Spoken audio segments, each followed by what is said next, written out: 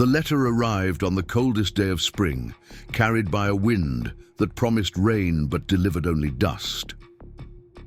Emily Mitchell stood at the Pine Valley Station platform, clutching the paper so tightly it might have torn, had her gloves not softened. The grip, 6 words hastily penned, had changed everything.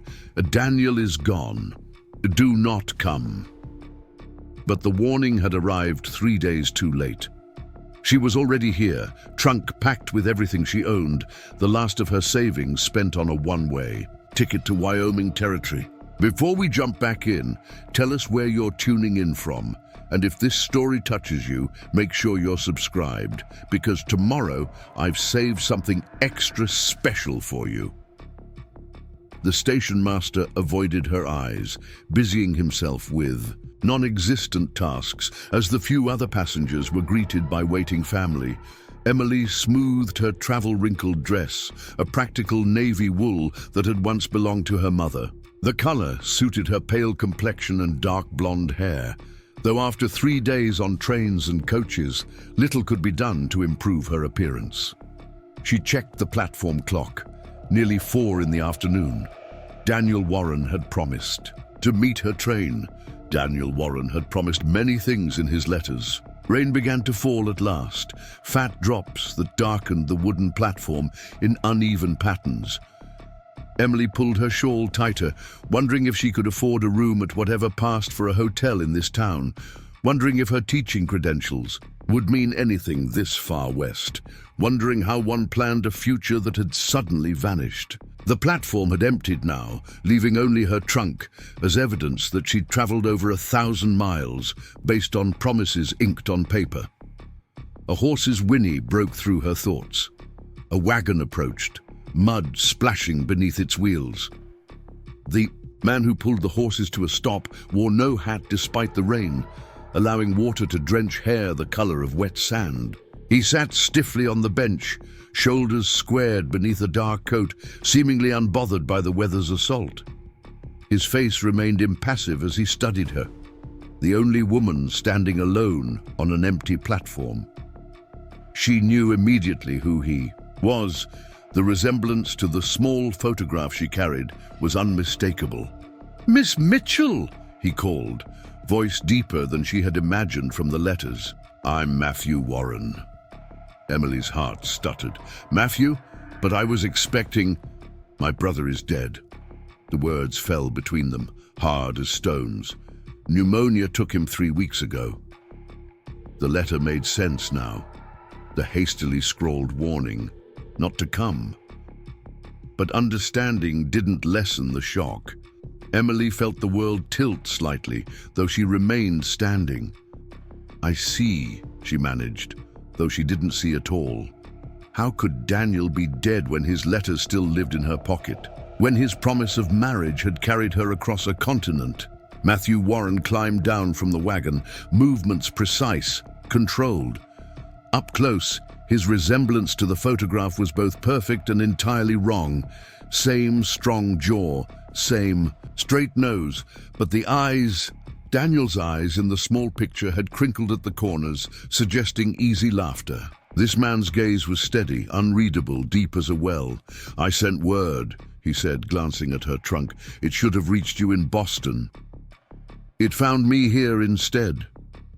Emily squared her shoulders. "I have enough for a ticket back east. If you could direct me to wherever I might make arrangements." Matthew frowned, causing a small crease to appear between his brows. "The eastbound train doesn't come through until Tuesday next. There's a hotel, but—" He stopped, seeming to weigh his words. "It's not suitable for a woman alone." Thunder rolled across the sky, punctuating his statement. Emily felt the first hint of true fear creep along her spine. She was alone in a strange town. Her intended husband dead, with no proper lodging available. The schoolteacher in her wanted to present a calm, dignified exterior. The woman who had spent her last dollars on this journey wanted to sink to the platform and weep. "I can offer you shelter at Evergreen until the train comes," Matthew said finally, the words seeming to cost him effort. "It was Daniel's wish to bring you there as his wife. I can at least offer you protection until you can return east." Emily studied him, searching for any hint of impropriety in the offer. What she saw instead was duty, a man fulfilling what he saw as an obligation to his deceased brother. Nothing more, nothing less. She had few options and fewer resources. "That's very kind," she said, not feeling kindness from him but desperately needing to accept it nonetheless. Matthew nodded once, then moved to lift her trunk. He handled the heavy luggage with ease, securing it in the wagon bed with practiced movements. He offered his hand to help her climb to the seat, the brief contact impersonal through her gloved fingers. As they pulled away from the station, Emily cast one last glance at the platform where her future was supposed to have begun. The town of Pine Valley revealed itself as they traveled, a single main street lined with practical buildings of wood and stone. A general store, a saloon, a small church, and various other establishments designed to serve the surrounding. Ranches and farms. People hurried through the rain, a few glancing up at the wagon. Emily felt their curious stares even through the increasing downpour. "Folk here are curious by nature," Matthew said, following her gaze. News of Daniel's mail-order bride would have spread. The term stung, though Emily knew it was accurate. "I prefer to think of it as a marriage arrangement based on correspondence," she replied, trying to maintain some dignity. The hint of something, perhaps amusement, flickered across Matthew's face. "Calling it something different doesn't change what people see." His tone wasn't unkind, merely factual. They left the town behind, following a road that wound through pine-covered hills. The rain eased, allowing glimpses of mountains in the distance, their peaks obscured by low clouds. After nearly an hour of silence, broken only by the horses, steady rhythm and occasional directions from Matthew about the landscape they passed, a large wooden arch came into view. Evergreen Ranch had been carved into the crossbeam, the letters deep and weathered. Beyond the arch, the land opened into a valley cradling a substantial ranch. Cattle dotted distant fields, barely visible through the misty air. A large barn and several outbuildings flanked a two-story house with a wraparound porch. Smoke curled from the stone chimney, the only welcome sign in a scene that otherwise felt alien to Emily's eastern sensibilities. "It's larger than I expected," she said, breaking the long silence.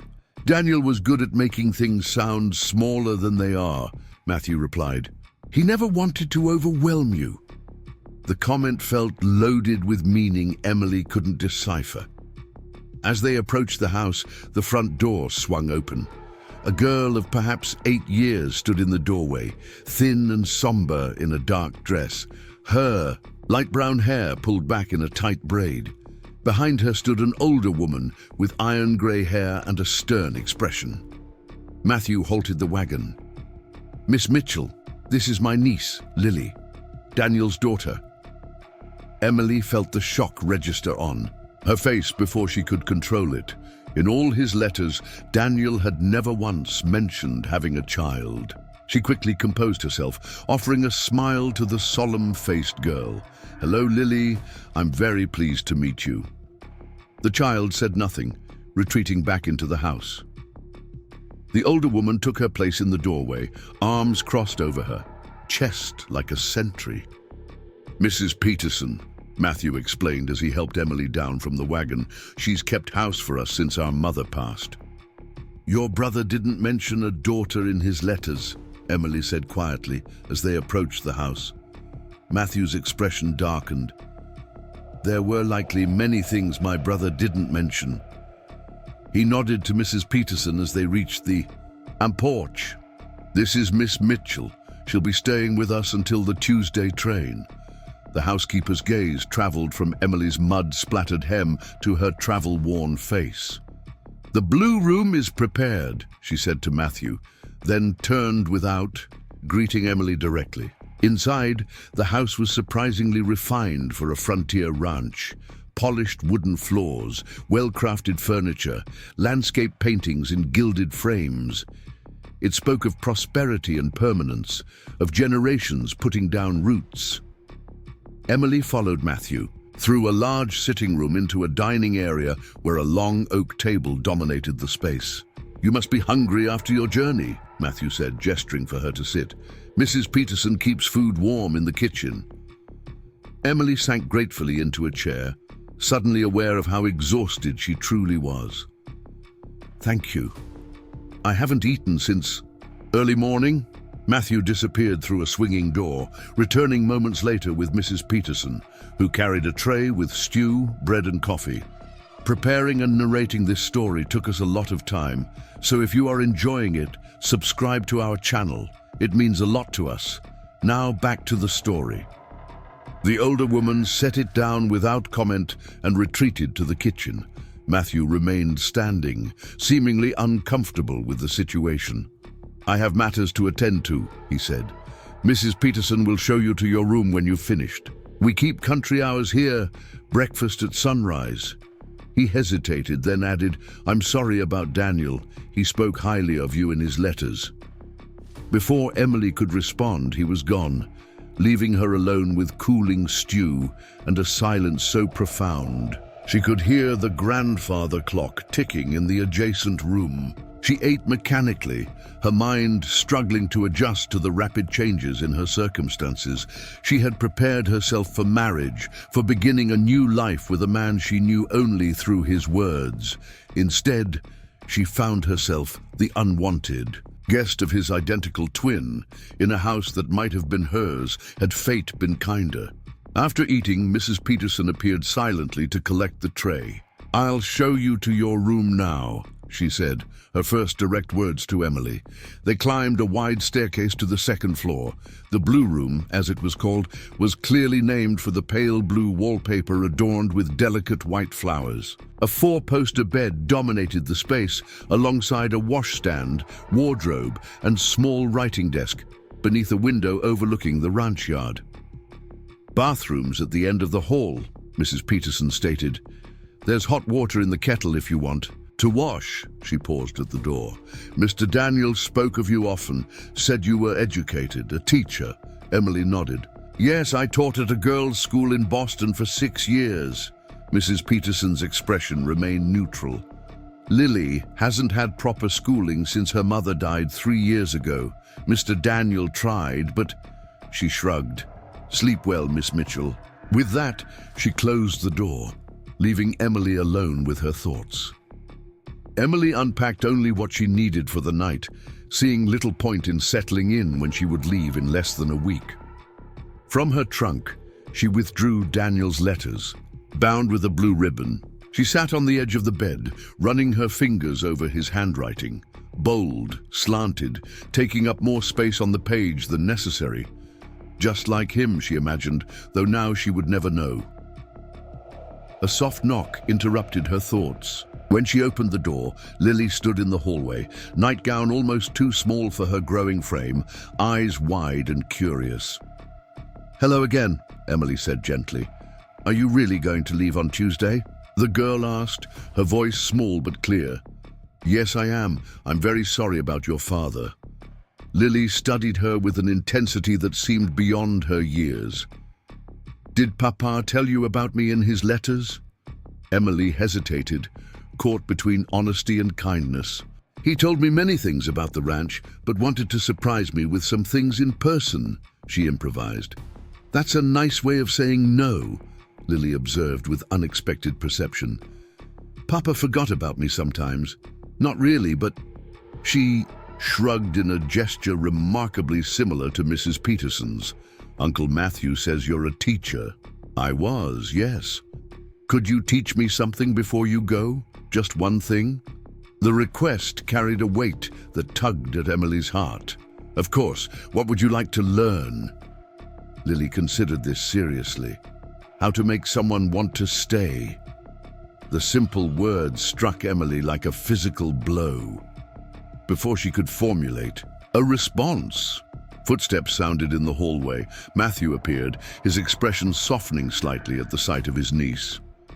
"Lily, you should be in bed," he said, his deep voice gentler than Emily had yet heard it. "I was just meeting Miss Mitchell." "Properly," the girl replied, "since you didn't introduce us properly before." A flicker of something, embarrassment perhaps, crossed Matthew's face. "You're right, my manners have been lacking. I apologize to you both." He placed a hand on Lily's shoulder. "Now off to bed. Miss Mitchell has had a long journey." Lily nodded, then surprised Emily with a quick, fierce hug around her waist before darting down the hall to her room. Matthew watched her go, then turned back to Emily. "She's not usually so forward with strangers," he said. "Daniel's death has affected her deeply." "Children often seek connection most when they've experienced loss," Emily replied.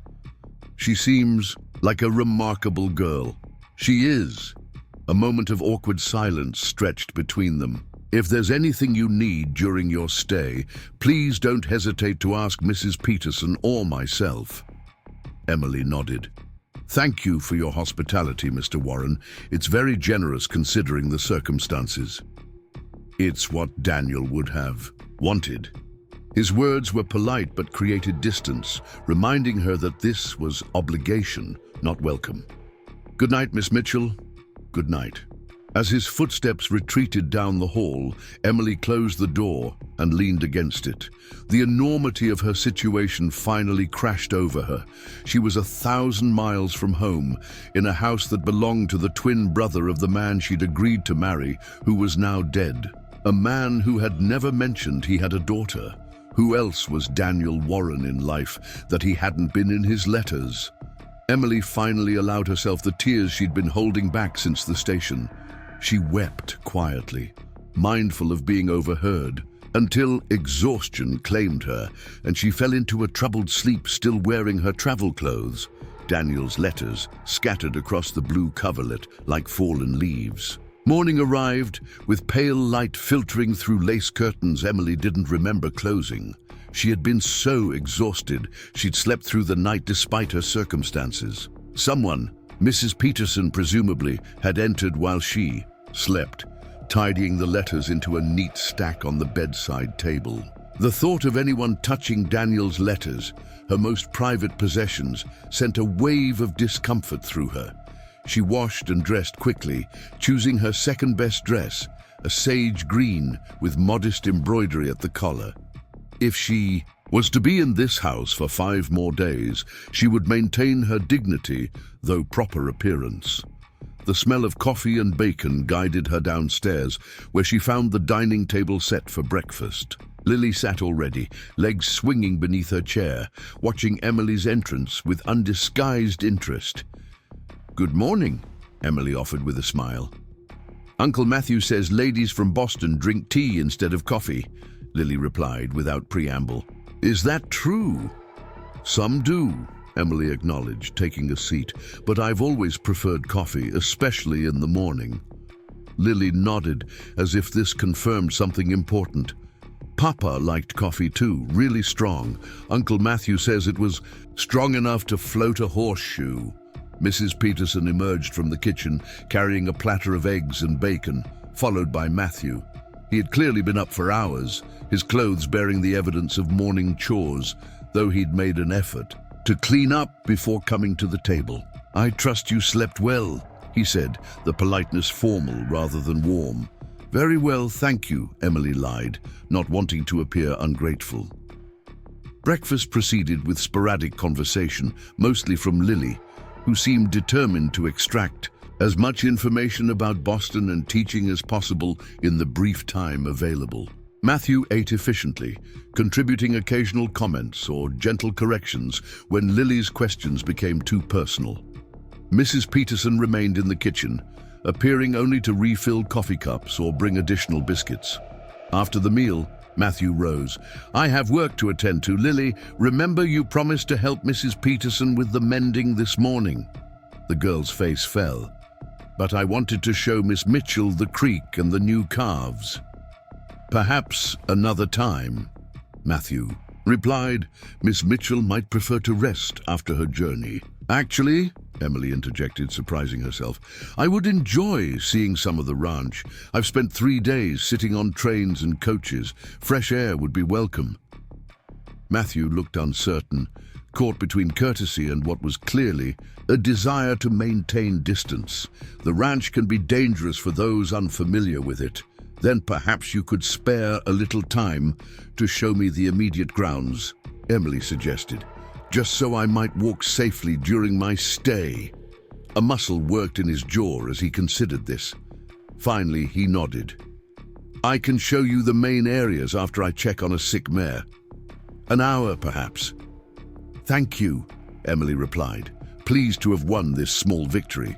I'll be ready whenever you are. As Matthew left, Lily's expression brightened considerably. Does this mean you'll stay longer than Tuesday? She asked eagerly. No, dear, Emily said gently. I still plan to leave on Tuesday, but while I'm here, I'd like to learn about where your father lived. Lily nodded sagely. Uncle Matthew says it's important to understand where people come from to know who they are. She slid from her chair. I have to help Mrs. Peterson now, but I'll see you later. Of course. Left alone, Emily wandered into the sitting room, drawn to a collection of photographs displayed on a side table. There she found several images of who she assumed were the Warren family through the years. An older couple, parents presumably, standing stiffly in formal attire. Two identical boys of about 10, dressed exactly alike, their expressions serious for the camera. A young woman holding an infant must be Lily's mother. And there, a photograph of two young men, perhaps 20, arms slung around each other's shoulders, grinning widely. For the first time, Emily could see slight differences between the twins. Daniel's smile reached his eyes, while Matthew's seemed more reserved even in a moment of apparent joy. That was taken before Daniel left for the war, came Matthew's voice from behind her.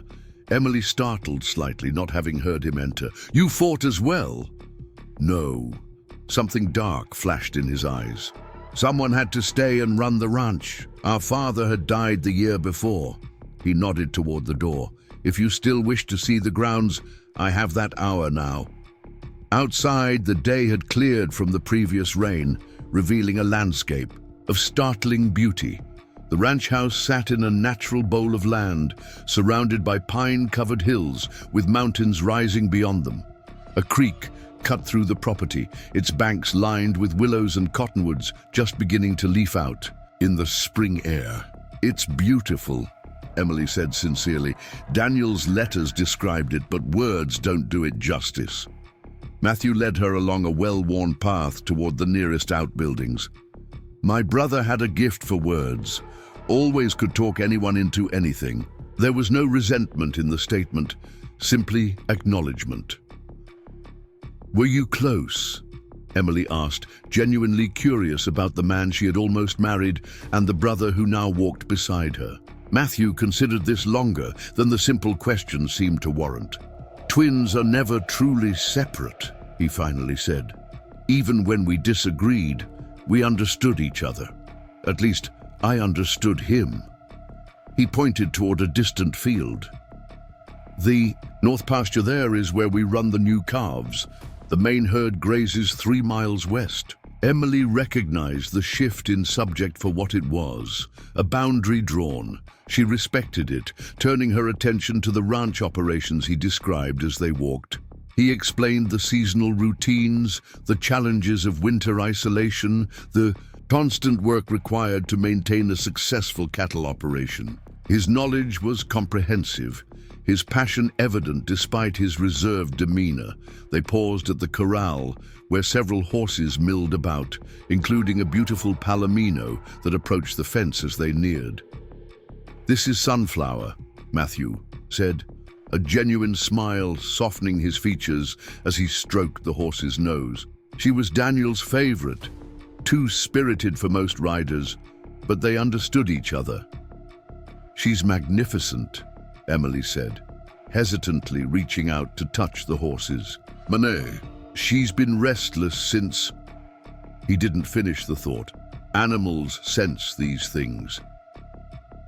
A comfortable silence fell between them as they continued walking, circling back toward the house. Near the kitchen garden, they encountered Mrs. Peterson, Hanging laundry, Lily dutifully handing her clothespins. Miss Mitchell, the girl called, abandoning her task to run toward them. Did Uncle Matthew show you the creek? That's where we swim in summer. Papa taught me last year. We walked by it, Emily replied. It looks lovely. When the water's higher from the mountain snow, there are trout, Lily continued eagerly. Papa and Uncle Matthew taught me to fish. Her face fell slightly. Papa said he'd teach me to ride Clover this summer, but... Matthew cleared his throat. I'll teach you, Lilypad. I promised, remember?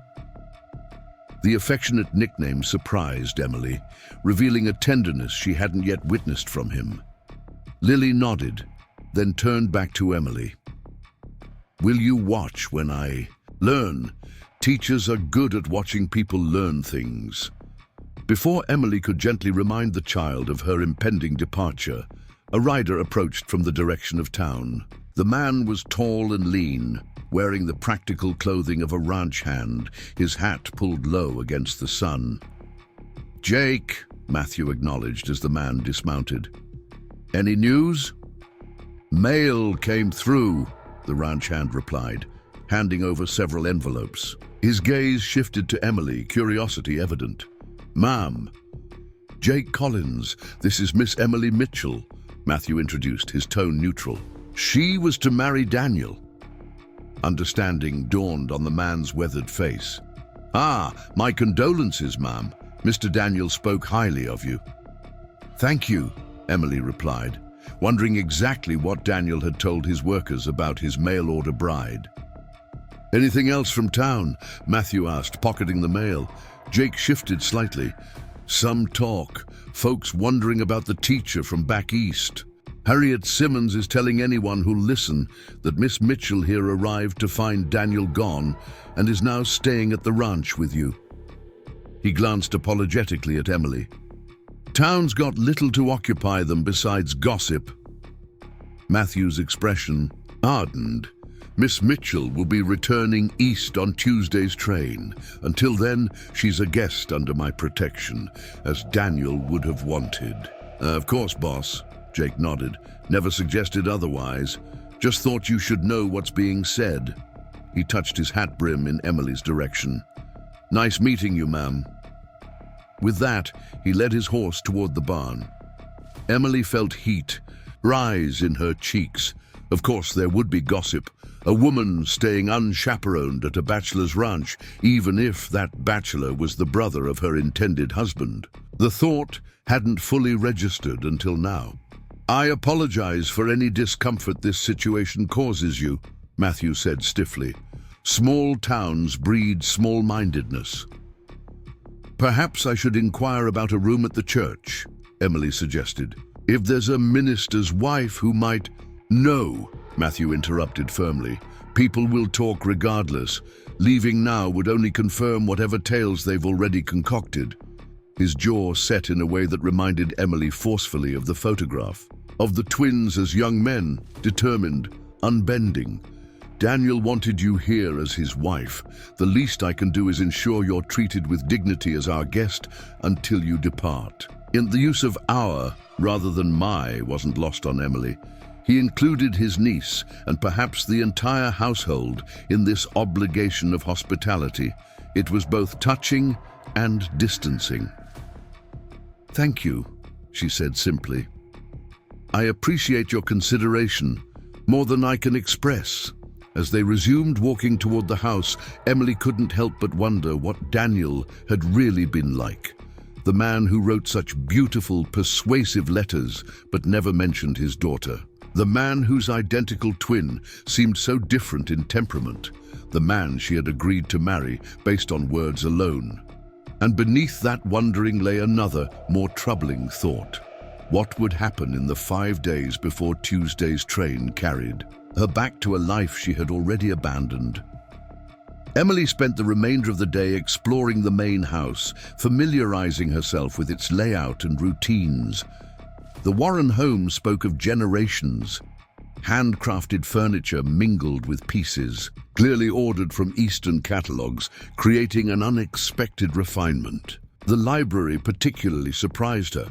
Walls lined with volumes ranging from practical agricultural texts to classics of literature and poetry. Someone in this household valued education, though whether it had been Daniel or Matthew remained unclear.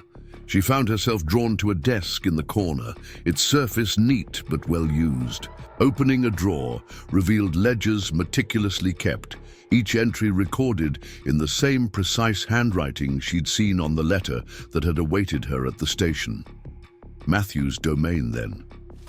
She closed the drawer quickly, feeling like an intruder, though no one had forbidden her from looking around. The sound of the piano drew her attention toward the sitting room, where she discovered Lily picking out a simple melody with one finger, her small face screwed up in concentration. Emily paused in the doorway, not wanting to interrupt. "I'm not very good," Lily said without looking up. "Papa said he'd find me a teacher, but then he got sick." Emily crossed to the piano bench, sitting beside the child. "Would you like me to show you something simple?" Lily nodded eagerly. Emily positioned the girl's small hands and guided her through a basic exercise, pleased to find the piano reasonably well tuned. For the next half hour, they worked together, Lily's quick mind absorbing instruction with an eagerness that reminded Emily why she had loved teaching. "You're a natural," Emily encouraged, as Lily successfully completed the pattern. "With practice, you could play beautifully. Will you teach me while you're here?" Lily asked, hope plainly written across her features. "Before Tuesday?"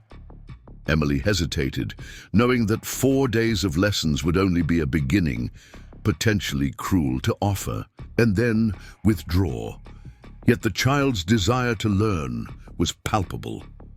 "I'll show you what I can," she promised, "and perhaps write down exercises you can practice after you leave," Lily finished matter-of-factly. "Everyone leaves eventually." The statement, delivered with such resignation from an 8-year-old, broke something in Emily's heart. "Your father didn't want to leave you, Lily. Sometimes life makes choices for us that we would never make ourselves." Lily considered this. "Is that why you came here? Did life make that choice?" Emily thought about the circumstances that had led her to answer a matrimonial advertisement, to correspond with a stranger, to agree to travel across the country to marry a man she'd never met. The gradual decline of her family's finances after her father's investments failed. The realization that a spinster teacher's salary would never be enough to pay off the debts. The increasing desperation as options narrowed. "Yes," she said finally. "Sometimes we must take the path that opens before us, even when it's not the one we imagined for ourselves." "That's what Uncle Matthew says about Papa dying," Lily replied. "That we must walk the path before us."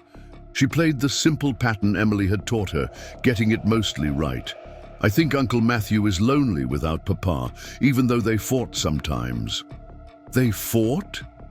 Emily couldn't help her curiosity about the relationship between the twins. "Not with fists," Lily clarified. "With words. Papa wanted changes. Uncle Matthew wanted things to stay the same." She shrugged. "But they always made up. Uncle Matthew said that's what family does." The conversation ended as Mrs. Peterson appeared in the doorway, announcing it was time for Lily to wash up for lunch. The girl reluctantly left the piano, but turned at the door. "Will we have another lesson tomorrow?" "Of course," Emily agreed, unable to deny the child this small comfort. Lunch was a quiet affair with only Emily and Mrs. Peterson, as Matthew and Lily were occupied elsewhere. The housekeeper remained reserved, but less overtly suspicious than the previous day. "Mr. Matthew asked me to inform you that Dr. Grant will be joining us for supper," the older woman said as she cleared the plates. "He comes monthly to check on Lily and stays to dine." "Is Lily unwell?" Emily asked, concerned. Mrs. Peterson's expression softened slightly, the first crack in her stern demeanor. "She had lung fever as a baby, left her chest weak. The mountain," Air helps, but Dr. Grant keeps watch, especially in winter. She hesitated, then added, "Her mother died of consumption. Mr. Daniel was always fearful Lily might have inherited a susceptibility." Emily understood now why pneumonia might have claimed Daniel Warren so quickly. If he had the same concern about inherited weakness, he might have ignored symptoms until too late, fearing what they might mean. "Thank you for telling me," she said sincerely. "Mr. Matthew thought you should know before the doctor arrives. It's not something we discuss openly for Lily's sake." With that, Mrs. Peterson disappeared back into the kitchen, the moment of confidence apparently concluded. Emily spent the afternoon writing letters, one to the headmistress of her former school explaining her circumstances, another to her mother's cousin in Philadelphia, the only family she had left, asking if she might visit while determining her next steps. She avoided directly stating that her intended husband had died before she arrived, instead writing vaguely of changed circumstances. Pride, she realized, was a luxury she could ill afford, but couldn't quite relinquish. As she sealed the second envelope, a knock came at the door of the blue room. She opened it to find Matthew, hat in hand, looking uncomfortable. "I apologize for the intrusion," he said formally. "I wanted to ensure Mrs. Peterson informed you about Dr. Grant's visit this evening." "Yes, she did. Thank you." He nodded, seeming about to turn away, then hesitated. "Thomas, Dr. Grant, was Daniel's friend. He knows about the arrangement between you and my brother." Emily understood the unspoken warning. The doctor would be curious about her, perhaps protective of the Warren family. "I'll be discreet," she assured him. "It's not that," Matthew said quickly. "Thomas is a good man. I just thought you should be prepared. People may ask questions that seem intrusive." "Mr. Warren," Emily said gently, "I answered a matrimonial advertisement and traveled across the country to marry a man I knew only through letters. I'm well accustomed to intrusive questions." Something like surprise flickered across his features, followed by what might have been respect. "Of course," he acknowledged. "I'll leave you to your correspondence then. Supper is at 6. At the appointed hour, Emily descended the stairs wearing her best dress, navy blue silk with modest lace at the collar and cuffs. It was several years out of fashion, but well maintained, and the color brought out the blue in her eyes. She had arranged her hair more carefully than the previous day, securing the honey blonde waves in a simple but elegant style. The sitting room held Matthew and an older gentleman Emily presumed was Dr. Grant. Both men rose as she entered, the doctor's eyebrows lifting slightly in apparent approval. "Miss Mitchell," Matthew said, "may I present Dr. Thomas Grant? Thomas, this is Miss Emily Mitchell." The doctor stepped forward, taking her hand briefly. "A pleasure, Miss Mitchell, though the circumstances are unfortunate. Daniel spoke very highly of you." "Thank you, Dr. Grant. It's kind of you to say so." Emily accepted the glass of sherry Matthew offered, noting that Lily was absent. "Will your niece be joining us for dinner?" she asked Matthew.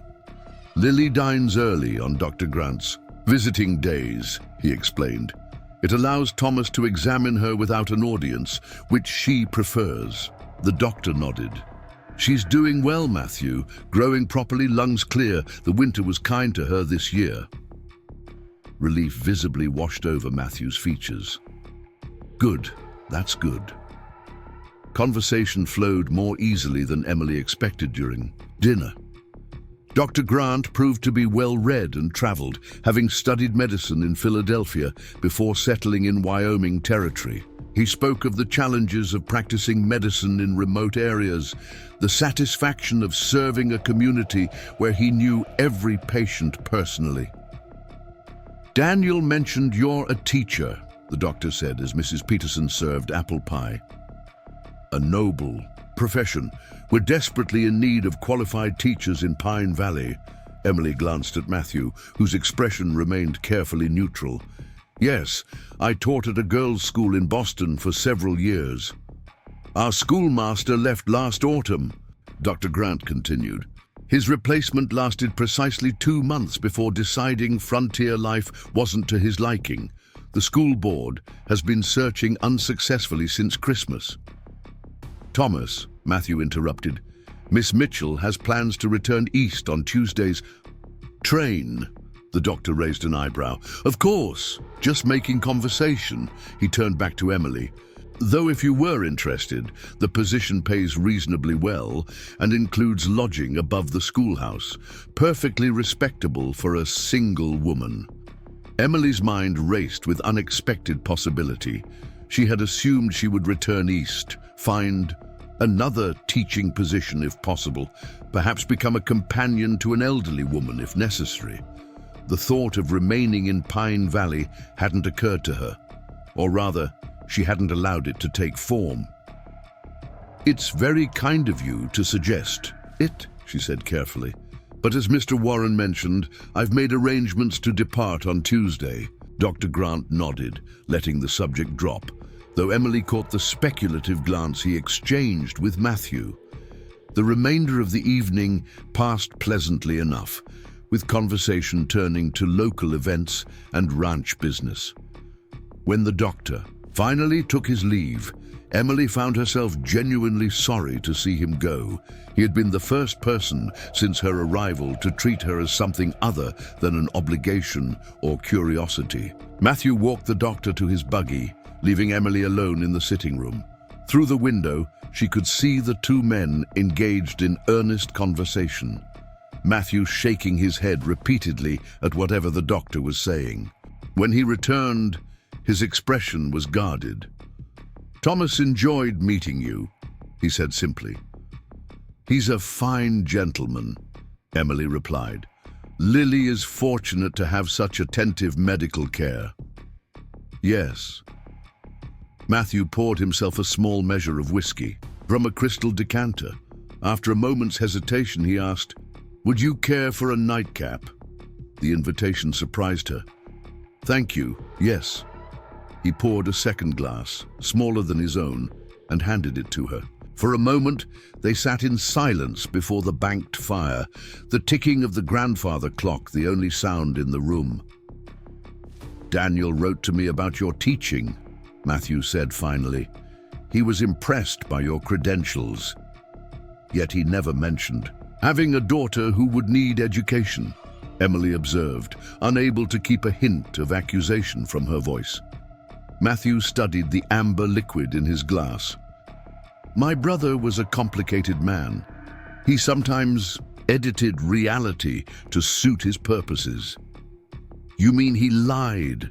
Emily said flatly. "Not maliciously." Matthew sighed.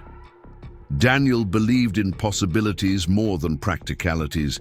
He truly intended to tell you about Lily, I'm certain. But he worried it might dissuade you from coming. Emily considered this, remembering Daniel's letters, full of descriptions of the ranch, plans for the future, charming anecdotes, but notably lacking in certain concrete details she now realized should have been included. What else might have dissuaded me? Matthew looked uncomfortable. It's not my place to speak ill of the dead, especially my own brother.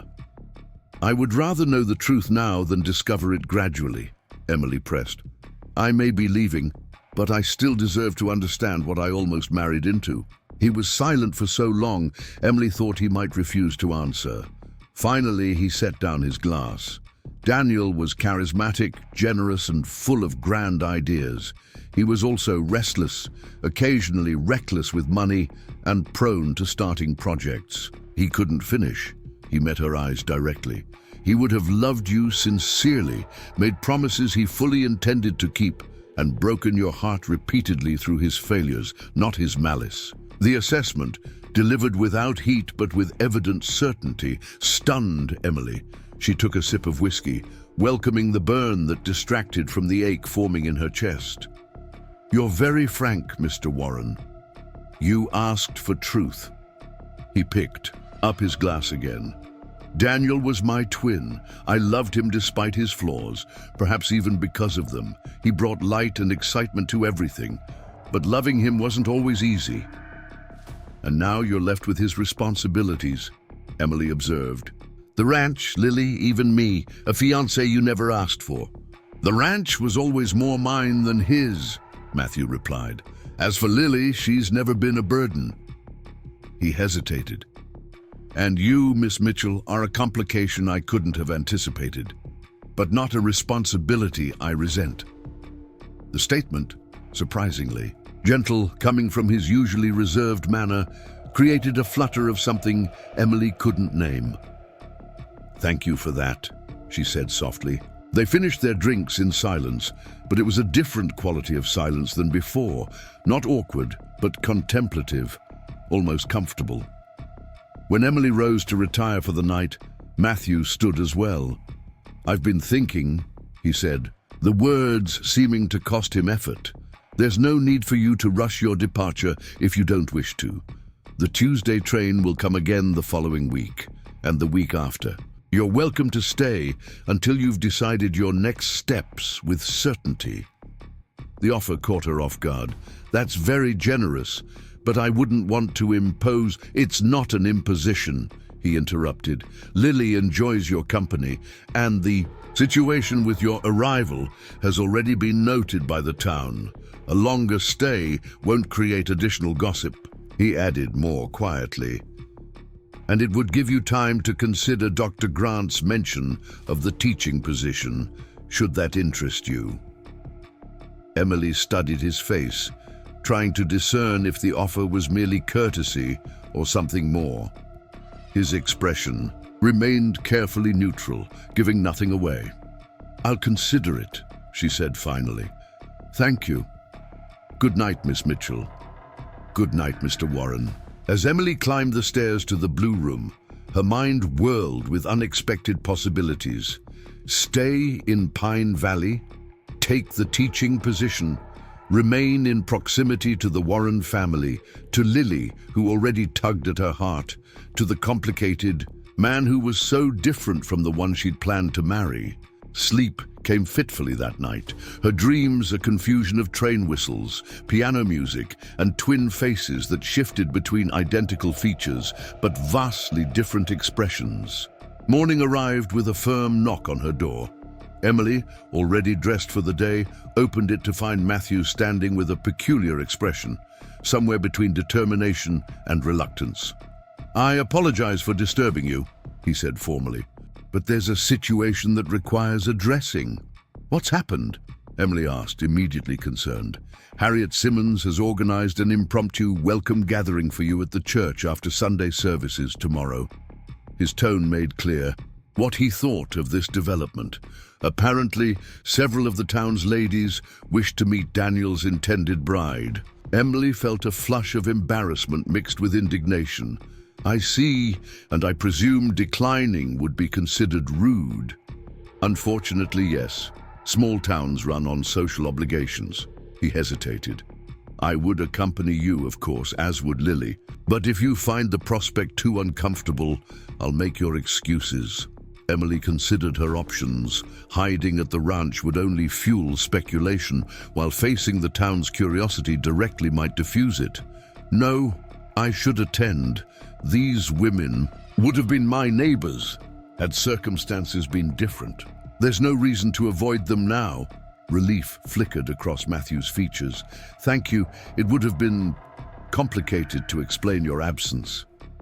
Mr. Warren, Emily said with a small smile, I believe you were concerned for my comfort, not your social standing.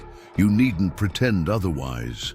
He looked momentarily disconcerted, as if unused to having his motivations correctly interpreted. Yes, well, we'll depart for town at 9 tomorrow morning, if that suits. That will be fine. She paused, then added, I've been considering your offer to extend my stay.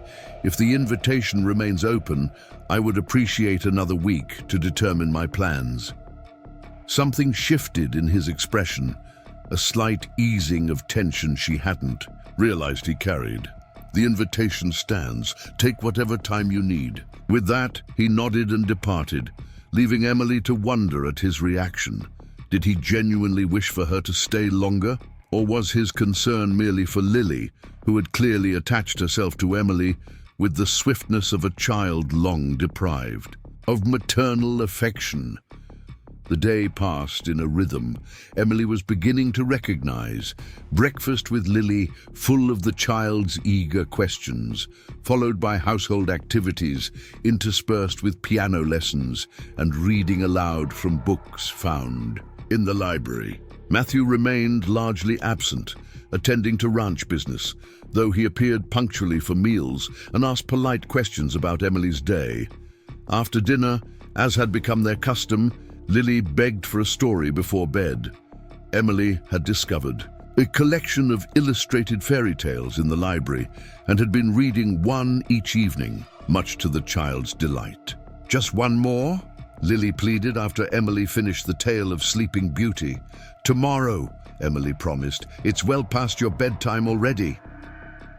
Mrs. Peterson appeared in the doorway. "Come along, Miss Lily. Miss Mitchell has been generous with her time." As the girl reluctantly followed the housekeeper upstairs, Emily remained in the sitting room, enjoying the peaceful moment. The house had begun to feel almost familiar. The creaking of particular floorboards, the pattern of light through the windows as the day progressed, the distinct chime of the grandfather clock marking the hours. She was so lost in thought. She didn't notice Matthew's entrance until he spoke. "You're good with her," he said quietly. "She responds to you." Emily looked up, finding him standing by the bookshelf, a ledger in hand. "She's a remarkable child, perceptive, intelligent. Like her mother," Matthew said, something distant in his gaze. "Catherine was a school teacher before she married Daniel, from Denver originally. Lily mentioned her mother died 3 years ago." Matthew nodded, taking a seat across from her. Consumption. It was difficult for all of us, but especially Daniel. He blamed himself for not noticing the symptoms sooner. "That's a heavy burden to carry," Emily observed. "My brother carried many burdens, though he presented himself as carefree." Matthew opened the ledger, then closed it again without looking at the pages. After Catherine died, he seemed to drift. The ranch, Lily, none of it held his attention the way it should have, until he saw that matrimonial advertisement in the Denver newspaper. Emily felt heat rise in her cheeks. "I never intended. That is, I wasn't seeking." "I'm not judging you," Matthew interrupted gently. "Many respectable women find themselves in circumstances where such arrangements are practical. Daniel was impressed by your letter, your education, your candor about your situation. Yet he never mentioned having a daughter," Emily couldn't help pointing out. "No, and I confronted him about that omission." Matthew's expression darkened with the memory. "He said he would tell you in time, that he wanted you to agree to come based on him alone, not out of pity for a motherless child." The explanation fit with what Emily was learning about Daniel Warren, a man who shaped reality to suit his desires, who believed he could make things right eventually. "You disapproved," she guessed. "I thought you deserved the whole truth before traveling so far." He met her eyes directly. "I still do, which is why I'm being forthright now, perhaps more than propriety allows. I appreciate honesty above propriety. Mr. Warren," a hint of a smile touched his lips, "I'm beginning to understand that about you." The grandfather clock chimed 9, breaking the moment. Matthew rose. "I should complete these figures before retiring. The cattle broker arrives Monday, and these accounts must be in order." "Of course. Don't let me keep you from your work." He hesitated at the door. "About tomorrow, the church gathering. These women will be curious, perhaps intrusive. You don't owe them explanations." "I understand," Emily assured him. "I'll be appropriately reserved yet polite," he nodded. "Good night, Miss Mitchell." "Good night, Mr. Warren." After he left, Emily remained in the sitting room, contemplating all she had learned. The picture forming of Daniel Warren was complex.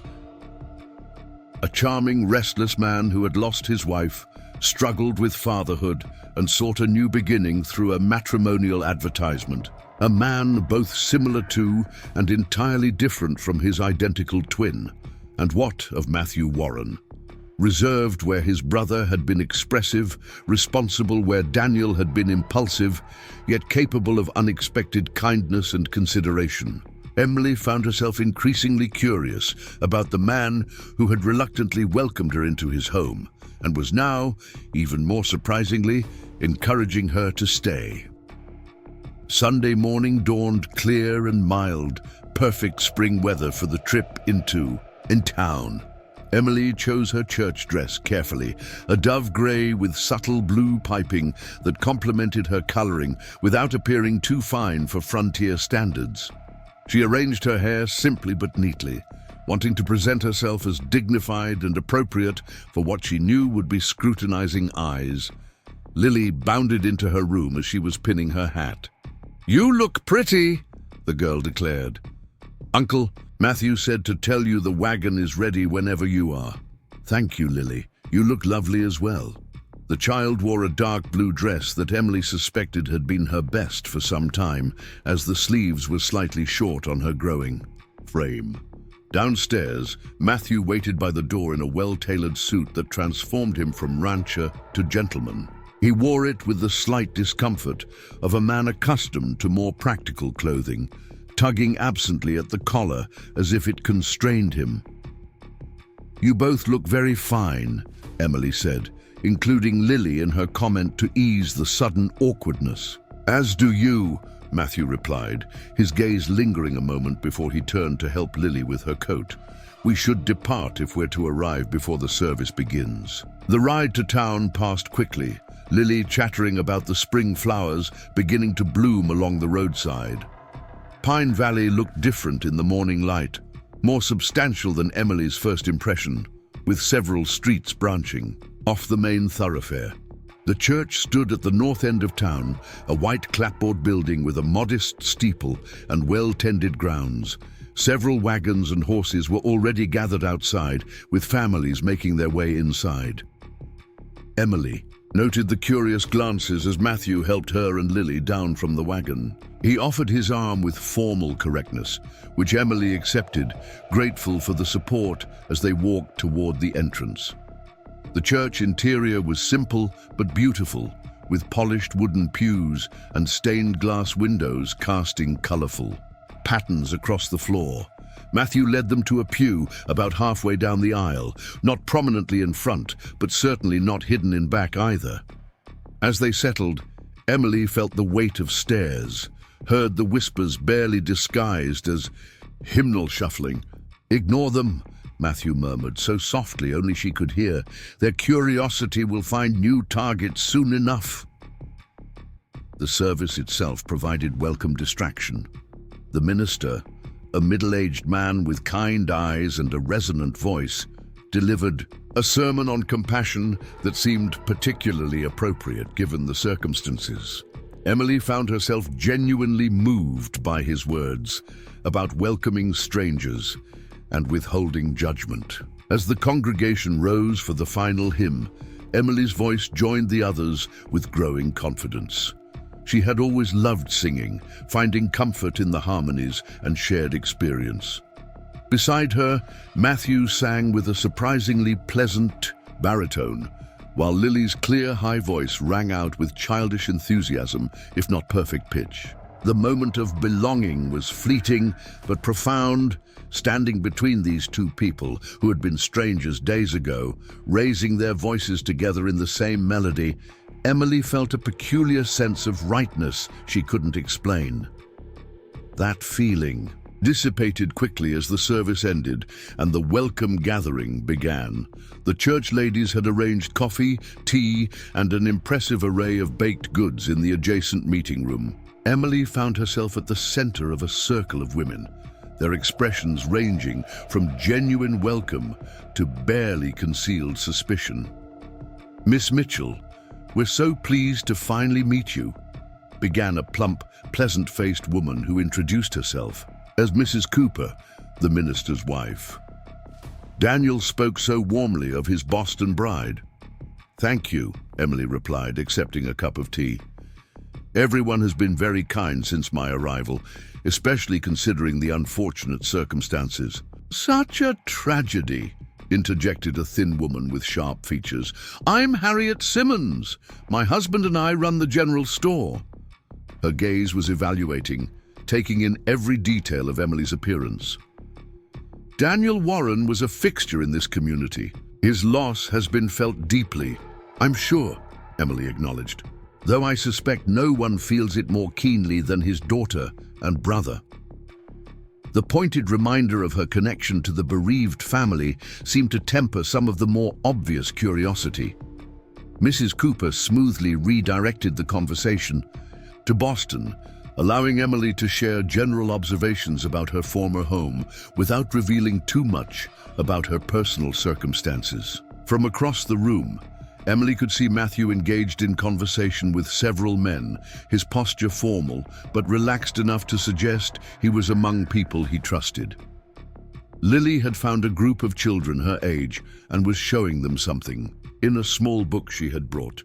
"And how long will you be staying with the Warrens?" asked another woman, the question seemingly innocent but loaded with unspoken implications. Before Emily could respond, an elegant woman, perhaps a few years older than herself, joined the circle. "I'm sure Miss Mitchell's plans are her own business, Mrs. Taylor," she said with a smile that softened the rebuke. She extended her hand to Emily. "Rebecca Grant, my husband is the town physician. Dr. Grant mentioned you," Emily said, grateful for the intervention. "It's a pleasure to meet you." "Likewise, I understand you're a teacher by profession." When Emily nodded, Rebecca continued, "How fortunate. We've been in desperate need of qualified instruction for our children since Mr. Peterson departed." Several of the women exchanged glances. Mrs. Simmons cleared her throat. "The school board has been corresponding with candidates from Denver," she said with apparent authority. "I believe they're close to securing someone suitable." "How interesting," Rebecca replied smoothly. "My husband attended the board meeting just Thursday, and no suitable candidates had emerged." She turned back to Emily. "Have you had an opportunity to see our schoolhouse? It's quite comfortable, with living quarters above." Emily realized the doctor's wife was deliberately creating an opening, supporting her husband's earlier suggestion about the teaching position. "I haven't had that pleasure yet," she replied carefully. "Perhaps I could show you after the gathering," Rebecca offered. "It's just down the street." Before Emily could formulate a response that wouldn't commit her either way, a commotion near the door drew everyone's attention. A man had entered, handsome in a polished way, expensively dressed, with an air of confidence that bordered on arrogance. His gaze swept the room and locked onto the Warren family with obvious intent. Matthew's posture changed instantly, tension evident in the set of his shoulders. Lily, noticing the newcomer, abandoned her playmates and hurried to her uncle's side. "William Foster," Mrs. Simmons whispered with barely concealed excitement. "He owns the largest merchandise company in the region, has designs on expanding his operations through Pine Valley." Emily watched as the man approached Matthew directly, offering his hand with a smile that didn't reach his eyes. Whatever words passed between them were too low to hear, but the conversation appeared strained despite outward civility. "Mr. Foster made an offer on the Warren Ranch last year," Rebecca Grant explained quietly to Emily. "After Daniel's wife passed, Matthew declined rather emphatically from what Thomas told me." "I see," Emily murmured, understanding dawning. This was a business rival, perhaps even an adversary. The tension in the room rose noticeably as Foster turned and began, making his way directly toward Emily, his expression now one of determined charm. Matthew followed, clearly reluctant to allow the man to approach her alone. "You must be Miss Mitchell," Foster said as he reached her, taking her hand without being offered it. "William Foster."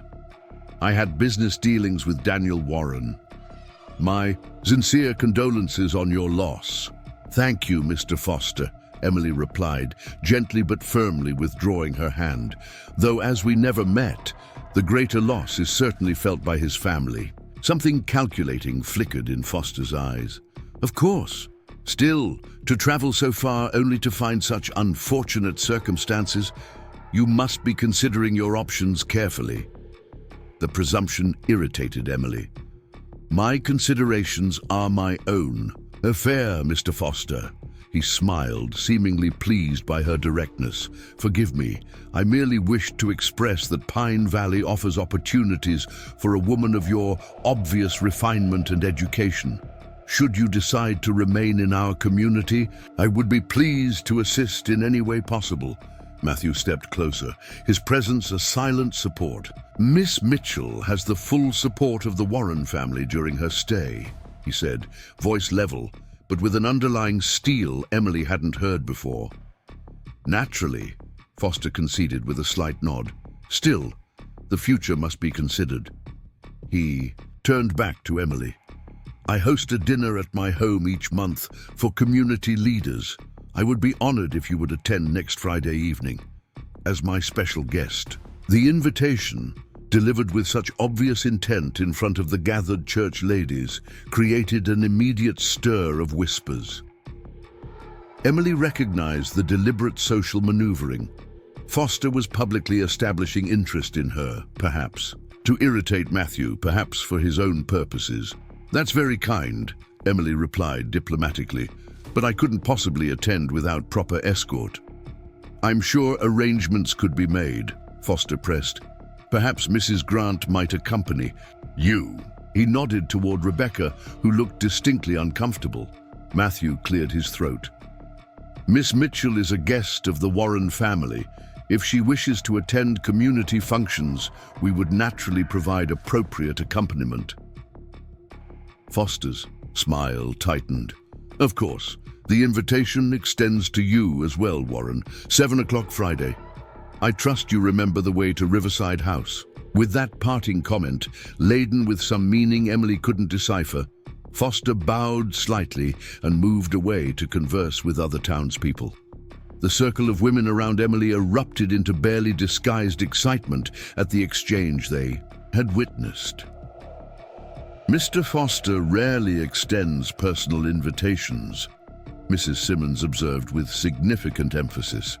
His interest is quite remarkable, given your recent arrival. Harriet, Rebecca Grant interrupted firmly. I believe Reverend Cooper is signaling for your assistance with the coffee. The pointed dismissal was thinly veiled but effective, sending Mrs. Simmons reluctantly toward the refreshment table. Rebecca turned apologetic eyes to Emily. Please excuse the speculation. William Foster's attention always creates a stir, and, combined with your arrival, she sighed, small towns survive on gossip, I'm afraid. I understand, Emily assured her, though in truth, she was still processing the undercurrents of the interaction. Matthew remained at her side, his expression guarded. Foster's invitations usually come with conditions, he said quietly. I gathered as much, Emily replied. I have no intention of accepting. Something like relief crossed his features. Good, that's good. As the gathering continued, Emily found herself increasingly eager to return to the ranch. The constant scrutiny, the barely veiled questions about her plans and relationship. To the Warren family, the obvious curiosity about Foster's interest, all combined to create a weariness that went beyond physical tiredness. When Matthew finally suggested they depart, Emily gratefully agreed. Lily, overtired from the excitement, fell asleep against Emily's shoulder during the wagon ride home, her small body warm and trusting in a way that stirred protective feelings Emily hadn't anticipated. I apologize for Foster, Matthew said, as they traveled, voice low to avoid waking Lily. His interest in you is likely motivated by his ongoing attempt to acquire Evergreen. How so? Matthew's hands tightened on the reins. He's been trying to buy our land for 2 years, first for the water rights, then for a railway spur he wants to build. Daniel's death probably made him think the ranch would be vulnerable. His jaw clenched. Seeing you, a potential complication to his plans, likely made him change tactics. You believe he sees me as a way to influence the ranch's future? Emily asked, understanding dawning. Or as someone to remove as an obstacle, Matthew confirmed, either by bringing you into his circle or by attempting to drive a wedge between you and our family. The calculation behind Foster's charm disturbed Emily. Thank you for the warning. I'll be on my guard. They traveled in silence for several minutes before Matthew spoke again. Dr. Grant's wife seemed quite taken with you. She was very kind, Emily agreed. She mentioned the school position as well. Matthew nodded. Rebecca is one of the few educated women in Pine Valley. She likely sees in you a potential ally. He hesitated. Have you given any thought to the teaching position? Emily looked down at Lily, sleeping peacefully against her. I've considered it, she admitted. But there are complications. My arriving as Daniel's bride and remaining as the school teacher would create talk. There will be talk regardless, Matthew pointed out. At least this way you would have purpose, independence. The fact that he was encouraging her to consider staying, to establish herself in Pine Valley, both surprised and touched Emily. You wouldn't find it awkward, having your brother's intended bride remaining in town? Matthew was silent for so long she thought he might not answer. Finally, he said, what I find more troubling is the thought of someone with your obvious gifts returning to an uncertain future when you might build something worthwhile here. He glanced at her. But the decision must be yours alone made for. Your own reasons, not from obligation or pity. The rest of the journey passed in contemplative silence. By the time they reached Evergreen Ranch, Emily's mind was whirling with possibilities, complications, and the surprising realization that her feelings about Pine Valley and the Warren family were shifting from resignation to genuine consideration. As Matthew carried the still sleeping Lily into the house, Emily found herself wondering what it would mean to stay, not as Daniel's wife as originally planned, but as a woman forging her own path in this frontier community. The teaching position offered financial independence and purpose, yet remaining so close to Evergreen Ranch, to Matthew and Lily, carried emotional complications she couldn't fully articulate even to herself. Mrs. Peterson met them at the door, taking charge of Lily with practiced efficiency. There's coffee in the kitchen, she told Emily. You look like you could use it after facing the town vultures. The comment, delivered with unexpected sympathy, startled a laugh from Emily. Thank you, Mrs. Peterson. I believe I could. In the kitchen, Emily found not only coffee, but freshly baked bread and preserves laid out on the table. Matthew joined her after ensuring Lily was settled, removing his formal jacket with evident relief. Mrs. Peterson seems to have warmed to you, he observed, pouring coffee for them both. Perhaps she's decided I'm not a fortune hunter after all, Emily replied, with a small smile. She's protective of this family, Matthew said. Has been since our mother died. She practically raised us alongside her own children. Her children don't live nearby? Her son works for the railroad in Cheyenne. Her daughter married a shopkeeper in Denver. Matthew spread preserves on a slice of bread. Mrs. Peterson chose to remain here even after they left, said she'd invested too much in Warren men to abandon us now. The glimpse into the housekeeper's devotion to the family added another layer to Emily's understanding of the household dynamics. She loves Lily very much. We all do, Matthew said simply. Daniel wasn't always present as a father, especially after Catherine died, but he loved her in his way. Emily sipped her coffee, considering her next words carefully. "Mr. Warren, may I ask you something rather personal?" He looked up, surprised but not defensive. "You may ask. I might not answer." "Fair enough." Emily set down her cup. "Why did you encourage me to consider the teaching position? Most men in your situation would be eager to see me depart to avoid complications and gossip." Matthew was silent for a long moment, his expression thoughtful rather than uncomfortable. "Several reasons," he finally said. "First, you're clearly qualified and our children need proper education. Second, you've connected with Lily in a way few have since her mother died." He hesitated. "And third, I believe you deserve better than being forced back east with diminished prospects because my brother made promises he couldn't keep." The honesty of his answer touched Emily deeply. "Thank you for that," she said softly. "I've been uncertain of my welcome here, given the circumstances." "Your welcome was initially born of obligation," Matthew admitted, "but it has evolved." The simple statement contained implications Emily wasn't prepared to examine too closely. "I'll visit the schoolhouse tomorrow," she decided, "to see if it might suit." Matthew nodded, a hint of something like satisfaction in his expression. "I'll drive you into town after the cattle broker leaves, say around noon." That would be perfect. The remainder of Sunday passed quietly.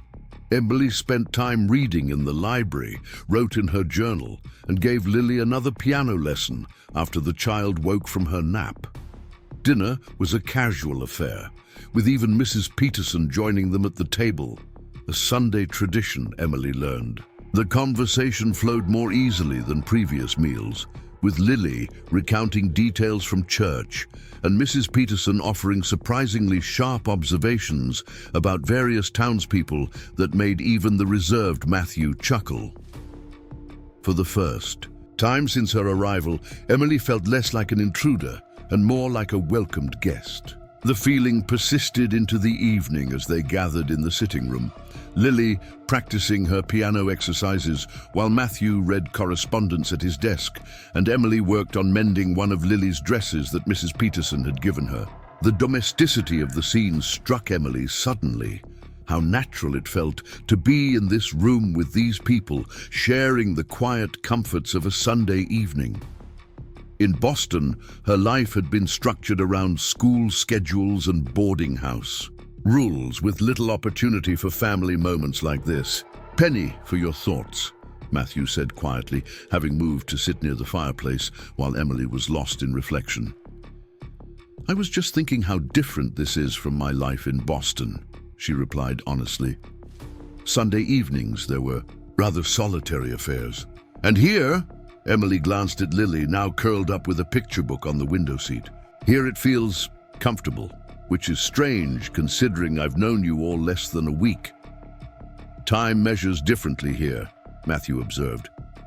"Distance and isolation make connections form faster, I think, for better or worse." "Which, do you think this is?" Emily asked, the question slipping out before she could consider its implications. Matthew's gaze met hers, steady and unreadable. "I think that remains to be seen." The moment stretched between them, filled with unspoken possibilities, until Lily's voice broke the spell. "Uncle Matthew, can Miss Mitchell read us a story before bed? The one about the 12 dancing princesses." Matthew cleared his throat. "If Miss Mitchell doesn't mind." "I'd be delighted," Emily said, grateful for the interruption that allowed her to collect her thoughts. The story proved longer than anticipated, and by its conclusion, Lily was yawning widely. Matthew carried her upstairs, despite her sleepy protests that she wasn't tired, leaving Emily alone in the sitting room with her confused emotions. She was folding her mending when he returned. "She fell asleep before I reached the door," he reported with evident affection. "Stories about princesses always do the trick." "She's fortunate to have you," Emily said sincerely. "Many men wouldn't take on a child with such dedication." "Matthew," shook his head. It was never a question. Lily is family. Still, it speaks well of you. Emily gathered her sewing basket. I should retire as well. Tomorrow will be busy if we're to visit the schoolhouse. Of course. Matthew moved to open the door for her.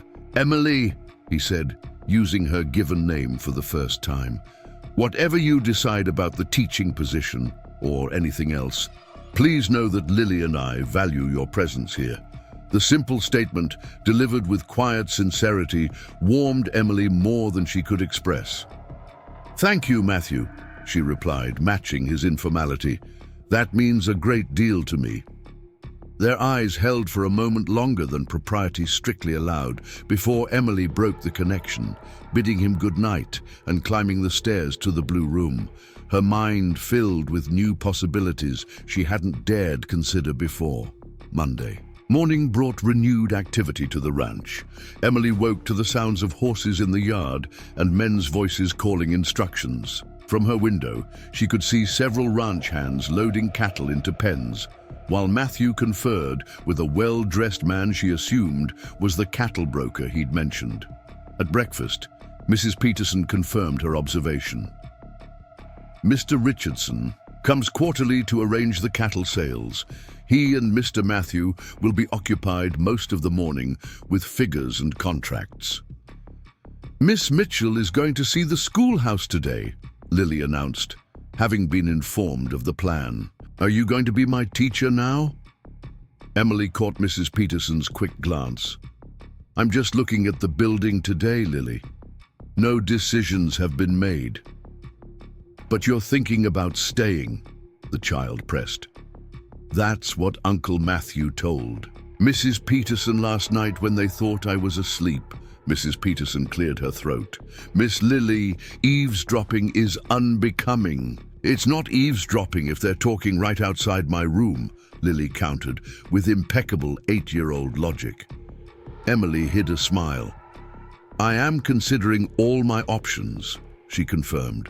The teaching position is one possibility. A good possibility, Mrs. Peterson remarked, surprising Emily with her endorsement. The last teacher was a young man with no sense of frontier life. Complained about everything from the water to the children's manners. Pine Valley needs someone with backbone. Coming from the previously reserved housekeeper, this was high praise indeed. Thank you, Mrs. Peterson. I appreciate your confidence. After breakfast, Emily helped Lily with her reading lesson, while Mrs. Peterson attended to household chores. They were practicing a particularly difficult passage when Matthew appeared in the doorway, his expression apologetic. I'm sorry to interrupt, he said, but Mr. Richardson has concluded our business sooner than expected. If you'd still like to visit the schoolhouse, we could depart now. Of course, Emily agreed, closing the book. Lily, practice those words. We discussed, and we'll continue when I return. The girl nodded solemnly. Will you tell me about the schoolhouse when you get back? What the classroom looks like and if there are many books. Every detail, Emily promised, touched by the child's interest. Matthew had already changed from his business attire to more casual clothing, though he still presented a distinguished figure as he helped Emily into the wagon. The ride to town was pleasant, the spring day warm enough to make the journey comfortable. How was your business with Mr. Richardson? Emily inquired, genuinely interested in the ranch operations. Productive. Beef prices are strong this season. Matthew guided the horses expertly through a rough patch in the road. He mentioned meeting you at church yesterday. Said you made quite an impression on the town. Emily sighed.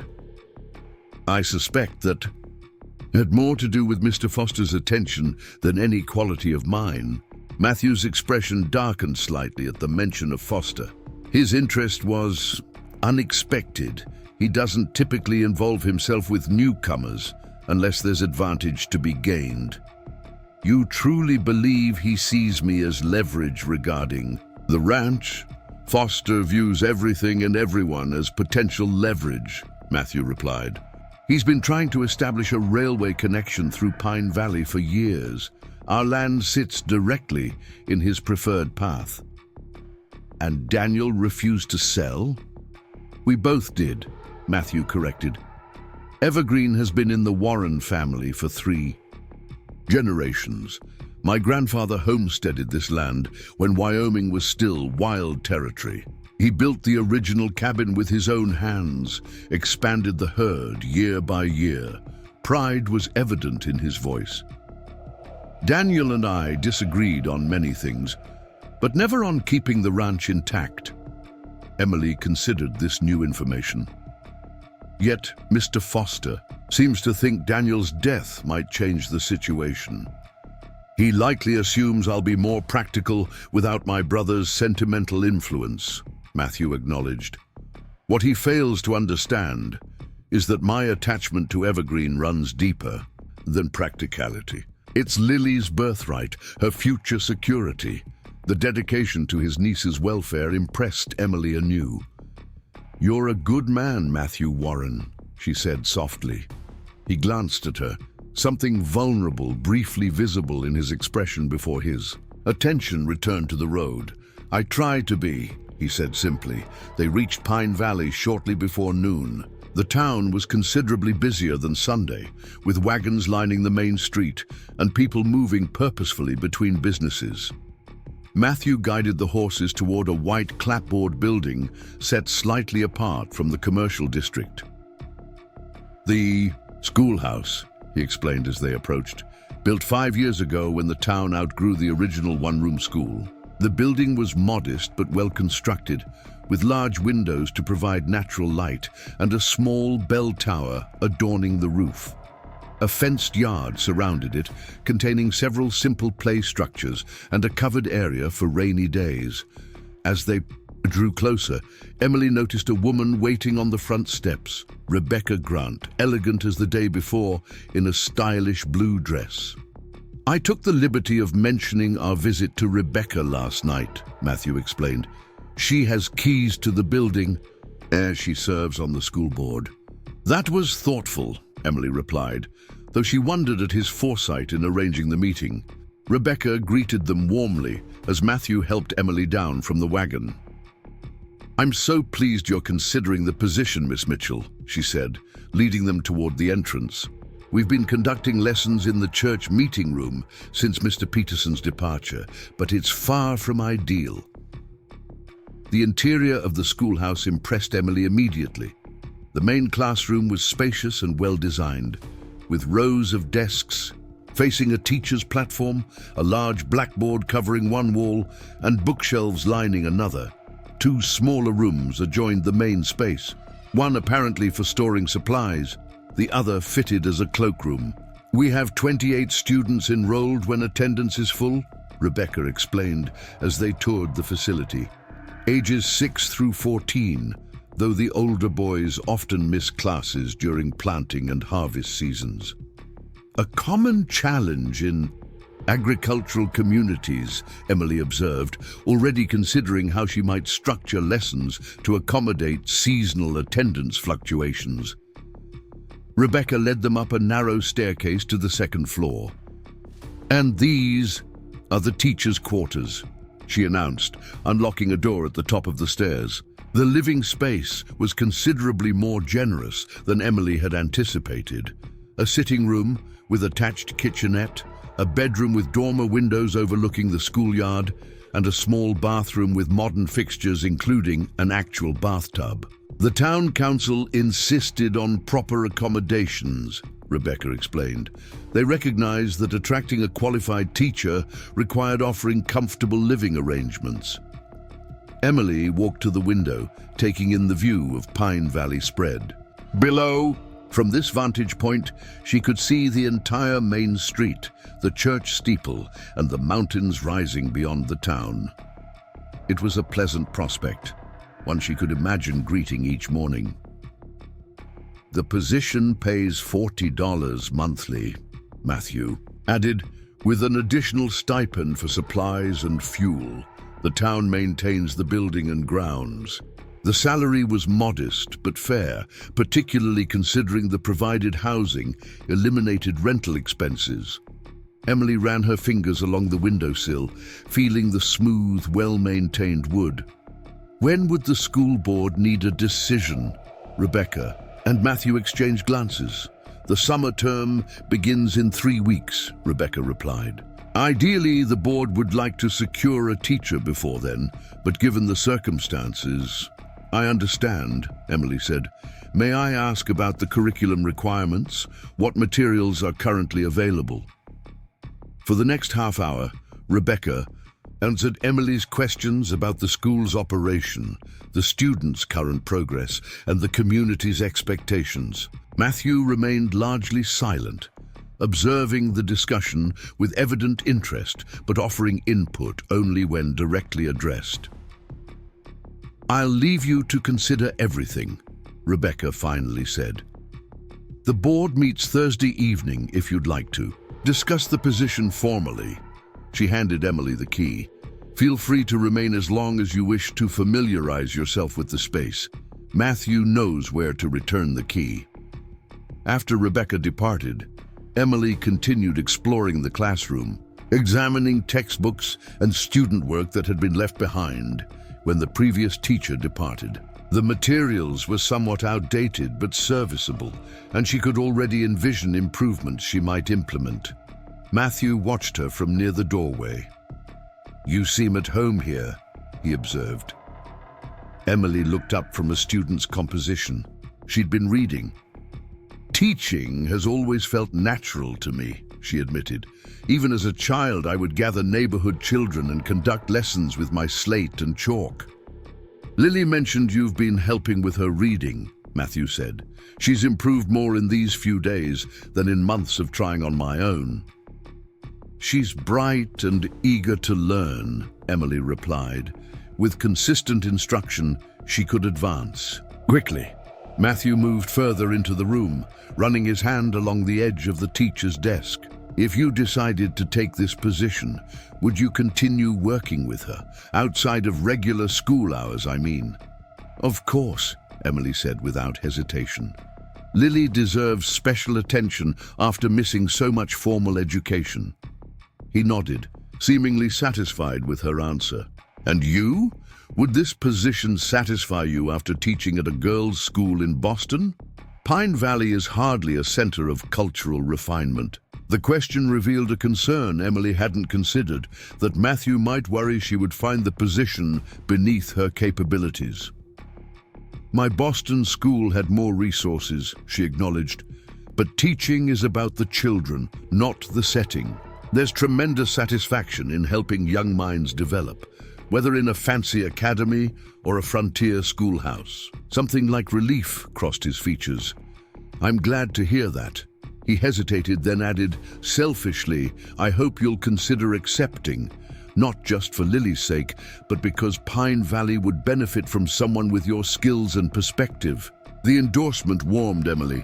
Thank you, I will consider it seriously. They spent another half hour in the schoolhouse, with Emily making notes about supplies that would be needed and changes she might implement.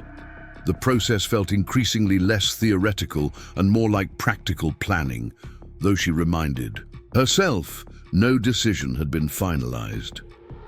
As they prepared to depart, Emily took one last look around the classroom. It has potential, she said, more to herself than to Matthew. As does Pine Valley, he replied quietly, for those willing to see beyond first impressions. The comment seemed to carry multiple meanings, none of which Emily felt prepared to examine too closely. Instead, she locked the door carefully and followed Matthew back to the wagon, her mind filled with possibilities both professional and personal. Their return to Evergreen was delayed by an unexpected encounter with William Foster, who appeared to be waiting near Matthew's wagon when they emerged from the schoolhouse. His expression of surprise at seeing them together seemed calculated rather than genuine. Warren, Miss Mitchell. He tipped his hat with practiced charm. What a fortunate coincidence. I was just visiting the mercantile and noticed your wagon. Matthew's posture stiffened almost imperceptibly. Foster, he acknowledged with minimal courtesy. I trust you're considering my dinner invitation for Friday. Foster directed his attention primarily to Emily. Mrs. Grant mentioned you were viewing the schoolhouse, a noble profession, teaching, though surely a temporary measure for a woman of your accomplishments. The condescension in his tone irritated. Emily, I find few things more rewarding than education, Mr. Foster. There's nothing temporary about dedication to children's development. Foster's smile tightened slightly. Of course, I meant no offense. He turned to Matthew. Have you considered my proposal regarding the north section of Evergreen? The offer still stands, despite our previous disagreements. My answer remains unchanged, Matthew replied evenly. The land isn't for sale at any price. Foster sighed dramatically. Such stubbornness hardly seems beneficial to your niece's future. The capital could be invested for her benefit, providing opportunities beyond ranching. The mention of Lily clearly struck a nerve with Matthew. I believe I'm capable of determining what best serves my family's interests, he said, his tone cooling further. Now, if you'll excuse us, we have matters to attend to at home. Foster stepped aside with exaggerated courtesy. Of course. Miss Mitchell, I do hope you'll reconsider my invitation. The opportunity to meet influential regional businessmen could prove valuable, regardless of your professional aspirations.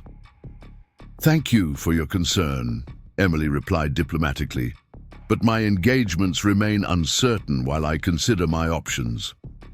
As Matthew helped her into the wagon, Foster added, Warren, I understand your reluctance to sell given your family's history with the property, but progress can't be halted indefinitely. The railroad will come through Pine Valley, with or without your cooperation. Matthew didn't respond beyond a curt nod as he guided the horses away from the hitching post. Once they were beyond Foster's hearing, he exhaled sharply. That man has the subtlety of a branding iron. He seems quite determined regarding your land, Emily observed. He's determined about anything he can't immediately acquire, Matthew replied. The fact that the Warren family has repeatedly declined his offers only increases his persistence. He mentioned the north section specifically, Emily noted. Is there something particular about that land? Matthew nodded. It contains the most reliable water source on our property, a spring-fed creek that runs year-round. Foster claims he needs it for the railway station he plans to build, but gaining control of that water would give him leverage over every ranch in the valley during dry seasons.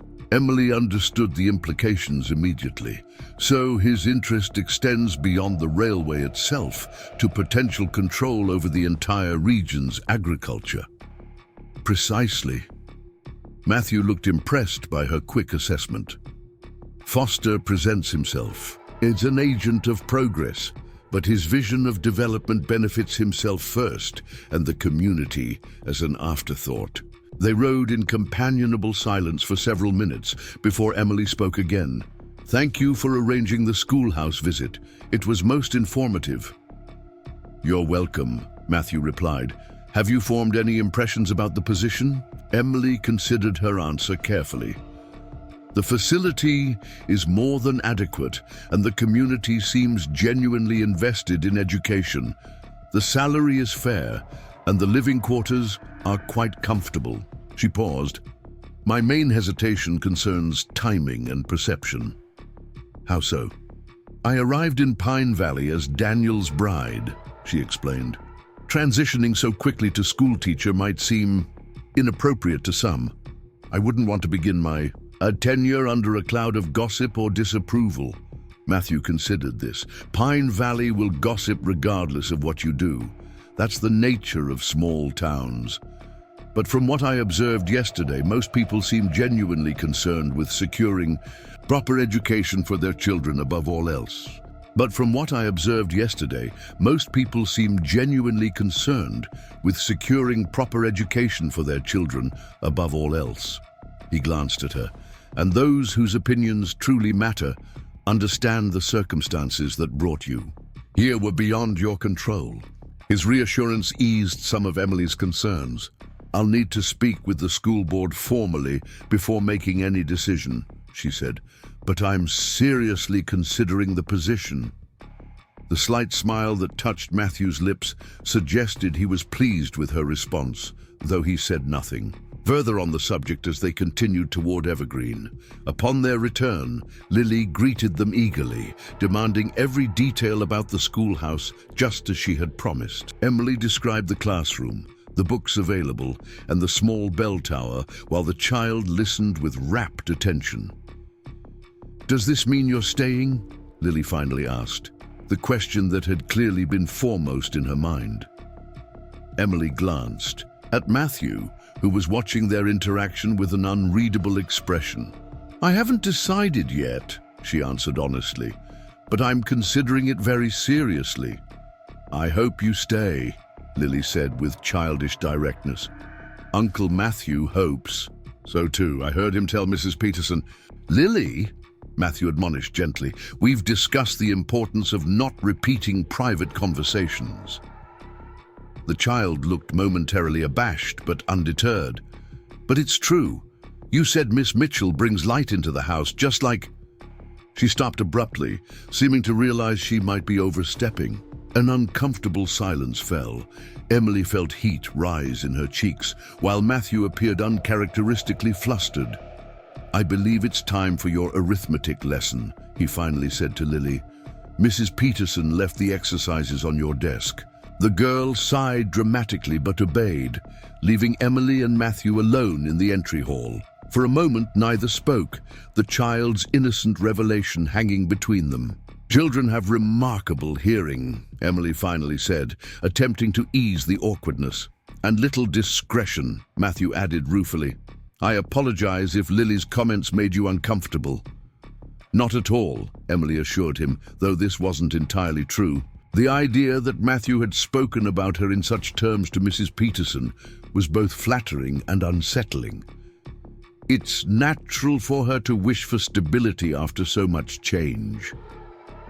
Matthew studied her face, seeming to search for something in her expression. "It's not just Lily who would be disappointed if you left," he said quietly. The simple statement, delivered without pretense or elaborate declaration, touched Emily deeply. "Matthew, The moment was interrupted by Jake Collins appearing at the open door, his expression urgent. "Boss, there's trouble at the North Creek. Foster's men are surveying on our land." Matthew's demeanor changed instantly, all personal. Considerations set aside. "How many?" "3 men, all armed," Jake reported. "They claim they're operating under county authorization to survey potential railway routes." "No such authorization exists," Matthew stated flatly. "Gather Thompson and Miller. We'll ride out immediately." He turned to Emily, conflicting emotions visible in his eyes. "I'm sorry, but I need to address this." "Of course," she replied, understanding the seriousness of the situation. "Please be careful." He nodded, already moving toward the door. "Tell Mrs. Peterson where I've gone. I'll return as soon as possible." As Matthew departed with Jake, Emily stood in the doorway watching them ride toward the distant northern boundary of the property. The peaceful afternoon had suddenly transformed into potential conflict, reminding her that frontier life carried uncertainties and dangers her Boston existence never included. Yet strangely, as she turned back to the house to inform Mrs. Peterson of the situation, Emily felt no desire to return to that safer, more predictable world. Something about Evergreen Ranch and the people who called it home had begun to claim her heart in ways she hadn't anticipated and couldn't easily dismiss. The afternoon stretched into evening with no word from Matthew. Mrs. Peterson maintained a calm demeanor for Lily's sake, but Emily noticed the housekeeper frequently glancing out windows toward the north property. Dinner was a subdued affair, with Lily sensing the tension despite the adults' attempts to shield her from worry. "Is Uncle Matthew fighting with Mr. Foster's men?" the child finally asked as Mrs. Peterson served dessert. "Your uncle is protecting what belongs to our family." Mrs. Peterson replied firmly. "There's no fighting, just talking with strong words." Emily admired the woman's ability to be truthful while still reassuring the child. "Your uncle is very good at solving problems," she added. "I'm sure he'll be home soon." As if summoned by her words, the sound of horses in the yard drew their attention. Mrs. Peterson moved swiftly to the window. "It's them," she confirmed, relief evident in her voice. "All returning together." Lily abandoned her dessert and ran to the door, Emily following close behind. Matthew dismounted wearily, his expression grim but composed. Jake and the other ranch hands continued toward the bunkhouse, their postures suggesting the confrontation had been tense but not violent. "Uncle Matthew!" Lily called, rushing down the porch steps. "Are you all right? Did you fight the bad men?" Matthew's expression softened as he lifted his niece into his arms. "No fighting required, Lilypad. Just grown-up talking." He carried her back toward the house, nodding briefly to Emily and Mrs. Peterson. "Everything's resolved for now." "Are you hungry?" Mrs. Peterson asked practically. "I kept a plate warm." "Starving," Matthew admitted, setting Lily down. "Let me wash up first." While Matthew cleaned up from his ride, Mrs. Peterson prepared his meal and sent Lily upstairs for her bath. Emily remained in the dining room, uncertain whether her presence was wanted, but reluctant to withdraw completely. When Matthew returned, he looked surprised but not displeased to find her waiting. "You didn't need to stay," he said, taking his seat at the table. "I wanted to be sure everything was truly all right," Emily replied. Mrs. Peterson seemed quite concerned. Matthew exhaled heavily as he unfolded his napkin. "Foster's men claimed they had county permission to survey potential railway routes, including through Evergreen land. They produced documentation that appeared official, but was actually just a standard land survey application, not an approved permit." "That seems deliberately misleading," Emily observed. "Deliberately fraudulent," Matthew corrected, his jaw tightening. "I've sent Thompson to town to inform Sheriff Davis of the incident. Foster's pushing boundaries to see what he can get away with." Emily poured him a cup of coffee from the pot Mrs. Peterson had left warming. "Do you think he'll escalate further?" "Possibly." Matthew accepted the coffee gratefully. "Foster typically operates within the law, but he interprets legal boundaries creatively when it suits his purposes." He took a sip, studying her over the rim of the cup. "I apologize that your experience of Pine Valley has been complicated by these tensions." "Please don't apologize," Emily said sincerely. "In Boston, I lived a very sheltered existence. There's something refreshing about encountering real problems rather than the manufactured dramas of drawing rooms." A hint of a smile touched Matthew's lips. "I'm not sure a property dispute with an ambitious businessman qualifies as refreshing, but I appreciate your perspective." "Life here has substance," Emily tried to explain. "Consequences that matter beyond social appearances." Matthew considered her words thoughtfully. "Many from the East find our directness and practical concerns uncultured." "Perhaps what some call uncultured, others might call authentic," Emily suggested. "There's value in addressing reality without pretense." "Is that why you're considering staying?" Matthew asked, the question gentle but direct. "This authenticity you describe?" Emily hadn't fully articulated her reasons even to herself, but his query prompted honest reflection. "Partly," she acknowledged, "but also because I've found unexpected connections here, with the community, with—" She hesitated, then finished simply, "with people who matter." The look that passed between them carried weight, neither seemed prepared to name directly. Matthew set down his cup carefully. "I'm glad," he said quietly. "Whatever you decide about the teaching position or anything else." Mrs. Peterson's entrance with a slice of pie broke the moment of intimacy. She glanced between them with shrewd assessment, but made no comment beyond urging Matthew to eat while the pie was still warm. As Emily excused herself to check on Lily before bedtime, she felt Matthew's gaze follow her from the room. Something was shifting between them. Something neither had anticipated, but neither seemed entirely willing to discourage. What that might mean for her decision about remaining in Pine Valley, Emily wasn't yet ready to examine too closely. She found Lily already in bed, hair damp from her bath, a book open on her lap. "May I come in?" Emily asked from the doorway. The child nodded eagerly, patting the edge of her bed in invitation. "Are you going to read to me?" "Uncle Matthew usually does, but he's still eating." "I'd be happy to," Emily replied, settling beside her. "What are we reading?" "What are we reading?" "Little Women," Lily said, handing over the well-worn volume. "It was my mother's favorite. We're at the part where Beth gets sick." Emily opened to the marked page, finding the familiar passage. As she read about the march, family's devotion to their ailing daughter, she felt Lily's small hand slip into hers, seeking comfort as the story touched on her own fears and losses. When the chapter concluded, Emily closed the book gently. "That's enough for tonight. It's getting late." Lily didn't release her hand. "Miss Mitchell, if you become our teacher, will you still come visit us at Evergreen sometimes? Not just for lessons, but for dinner and stories too?" The innocent question contained layers of yearning Emily couldn't ignore. "Of course I would," she promised. "Taking the teaching position wouldn't mean I'd stop caring about you or this family." "Good," Lily said with satisfaction, "because Uncle Matthew smiles more when you're here.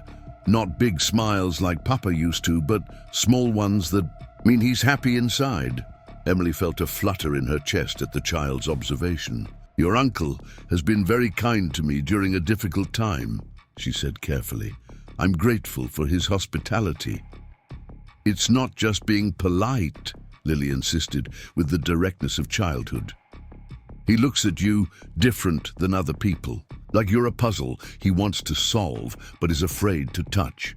The assessment was so surprisingly perceptive that Emily found herself momentarily speechless. Before she could formulate a response, Matthew appeared in the doorway. "Bothering Miss Mitchell with questions again?" he asked Lily, his tone gently teasing. "Not bothering," Lily protested. "Just talking about important things."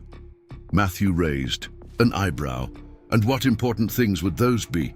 "Whether Miss Mitchell will still visit us if she becomes the teacher," Lily replied promptly, though Emily suspected the child had deliberately omitted her observations about her uncle's behavior.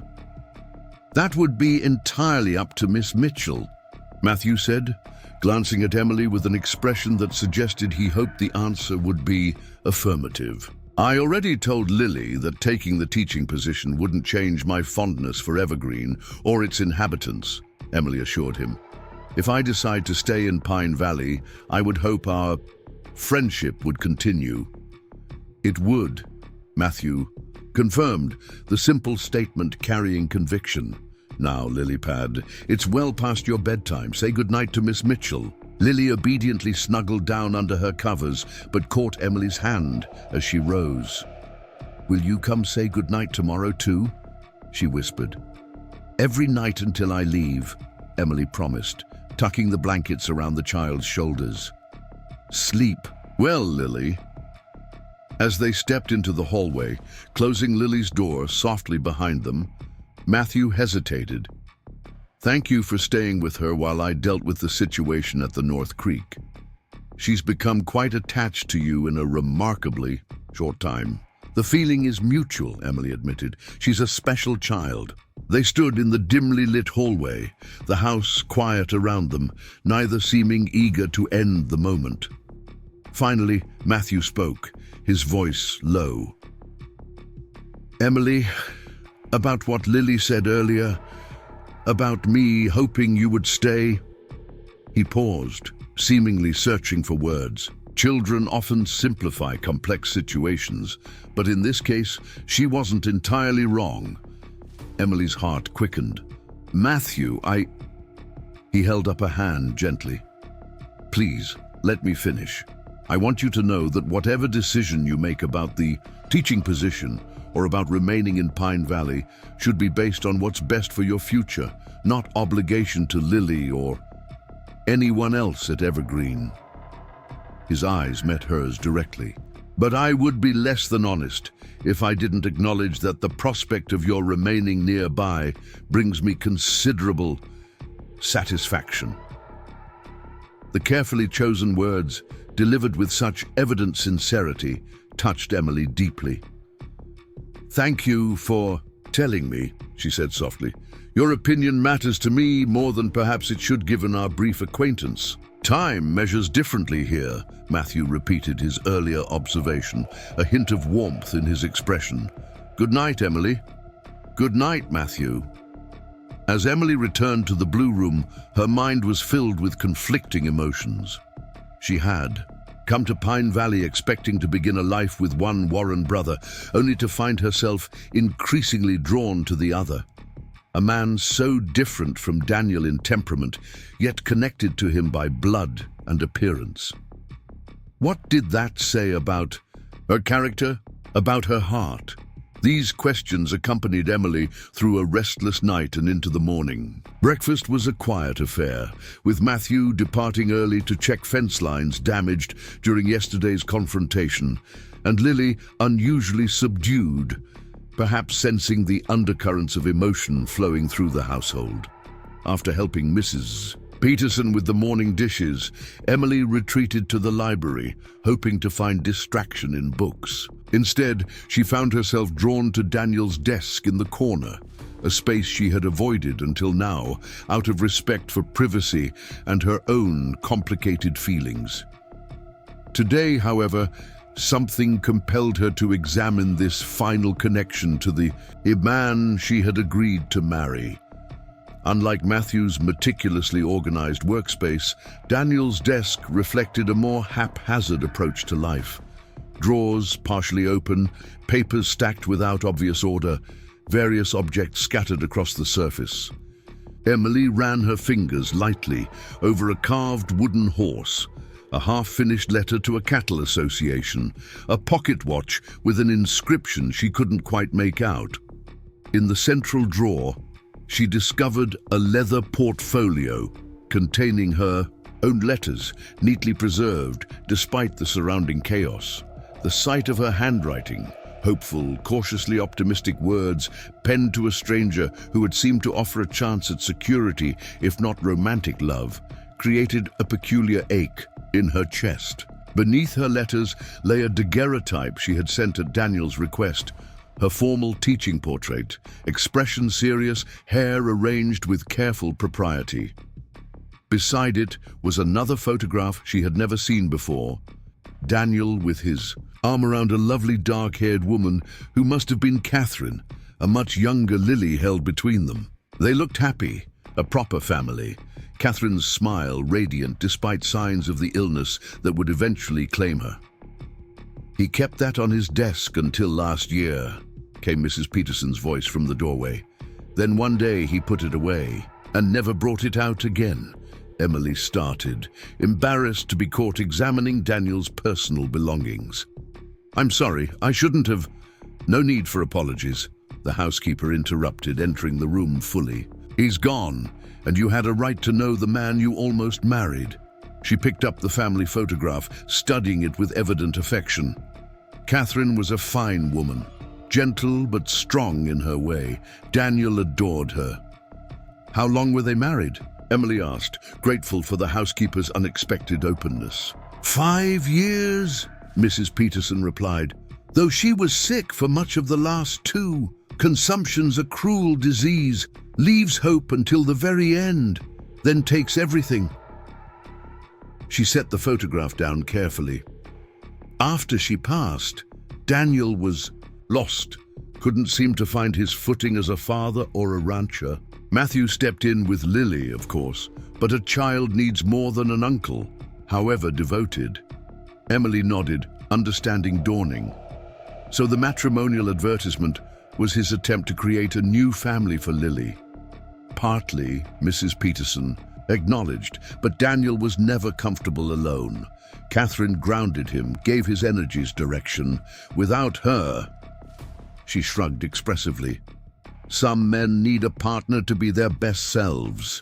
The assessment matched what Matthew had told her about his brother. Charismatic but unfocused, full of grand ideas but lacking follow-through. And Matthew, he seems quite self-sufficient. Something like amusement flickered across Mrs. Peterson's features. Mr. Matthew values his independence, certainly, always has, even as a boy. But self-sufficient doesn't mean complete. She gave Emily a measuring look. There are different kinds of needing, Miss Mitchell. Daniel's was obvious, like a child calling for attention. Matthew's runs deeper, quiet as an underground spring.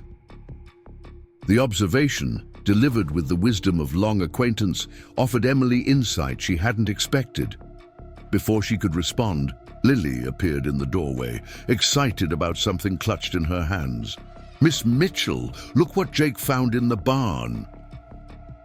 The child hurried forward, presenting a tiny ball of grey fluff that resolved itself into a kitten, eyes barely open. "He says we can keep it if Uncle Matthew agrees. Will you help me ask him?" Emily exchanged glances with Mrs. Peterson, both women's expressions softening at Lily's enthusiasm. "Of course," Emily agreed, "but we must make sure the little one is, properly fed first. It looks very young to be away from its mother." "I'll warm some milk," Mrs. Peterson offered. "Miss Lily, you come help me prepare a proper box for your visitor while Miss Mitchell finishes in the library." As they departed, Emily carefully returned Daniel's possessions to their places, closing the desk drawer with a sense of completion. Whatever might have been between her and Daniel Warren now belonged to the past.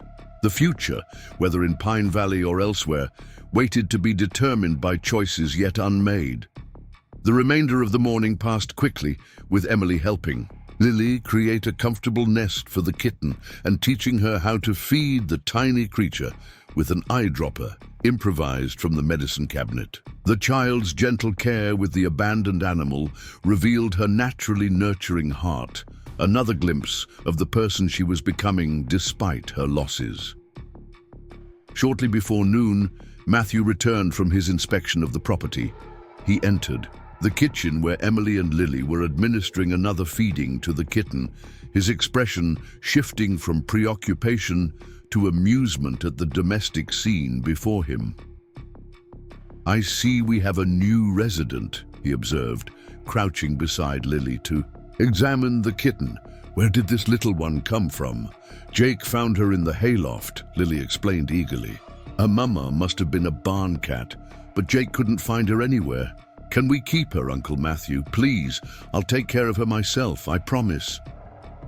Matthew pretended to consider the matter seriously. "That's a significant responsibility. Kittens need regular feeding, clean bedding, and considerable attention. Miss Mitchell is helping me learn how," Lily assured him. "And Mrs. Peterson says barn cats are useful for keeping mice away from the grain." "A practical consideration indeed," Matthew agreed solemnly, though Emily caught the hint of a smile playing at the corners of his mouth. "I suppose if Miss Mitchell is willing to supervise your caretaking, the kitten may stay." Lily's face lit with joy. "Thank you. I'm going to name her Grace because she has white feet like dancing slippers." Emily noticed calculated distribution of Foster's supporters throughout the gathering, positioned to create impression of widespread endorsement when responding to presentations. Rebecca and Thomas arrived shortly before 7, taking seats near Emily after exchanging greetings with various community members. At precisely 7 o'clock, William Foster approached the podium erected at the front of the hall, accompanied by 2 distinguished-looking gentlemen he introduced as Territorial Commissioner Henderson and Railway Engineer Phillips. Foster himself appeared immaculately dressed in expensive Eastern tailoring, his entire presentation designed to convey prosperity and progress. "Friends and neighbors," he began with practiced cordiality, "tonight represents historic opportunity for Pine Valley, chance to secure economic prosperity for generations through participation in territorial expansion that has already benefited countless communities."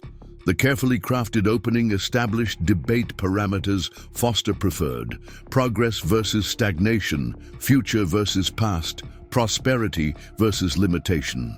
For nearly 15 minutes, he outlined ambitious vision of Pine Valley, transformed by railway connection to larger markets, emphasizing increased property values, expanded commercial opportunities, and modernization benefits without addressing specific impacts or obligations. Commissioner Henderson followed with official endorsement that barely disguised predetermined support, speaking in generalities about territorial development, while avoiding detailed commitments to affected communities. Engineer Phillips then presented technical overview using maps that conveniently lacked property boundary markings, describing route advantages without acknowledging whose land would be divided or resources impacted. Throughout these presentations, Emily observed Matthew's expression: not angry opposition, but thoughtful assessment, analyzing unstated implications and calculating actual consequences behind idealized projections. Beside him, Lily diligently recorded key phrases in her notebook, occasionally tugging her uncle's sleeve to whisper questions that he answered with patient attention despite the contentious proceedings. When formal presentations concluded, Foster opened discussion to community. Questions with confident expression, suggesting he anticipated only enthusiastic endorsement or minor clarifications. Samuel Harper rose first, directing specific financial inquiries to Commissioner Henderson regarding tax implications and infrastructure maintenance obligations that clearly caught the official unprepared for substantive examination. Reverend Cooper followed with pointed questions about community displacement, particularly for farming families whose properties lay in vaguely indicated development zones. Thomas Grant then methodically addressed water quality concerns, citing specific medical implications of industrial activity near watershed areas, supporting both town and agricultural needs. Foster maintained practiced composure through these inquiries, offering general reassurances without specific commitments. However, his expression tightened noticeably when Matthew finally rose to speak, his manner respectful but determined.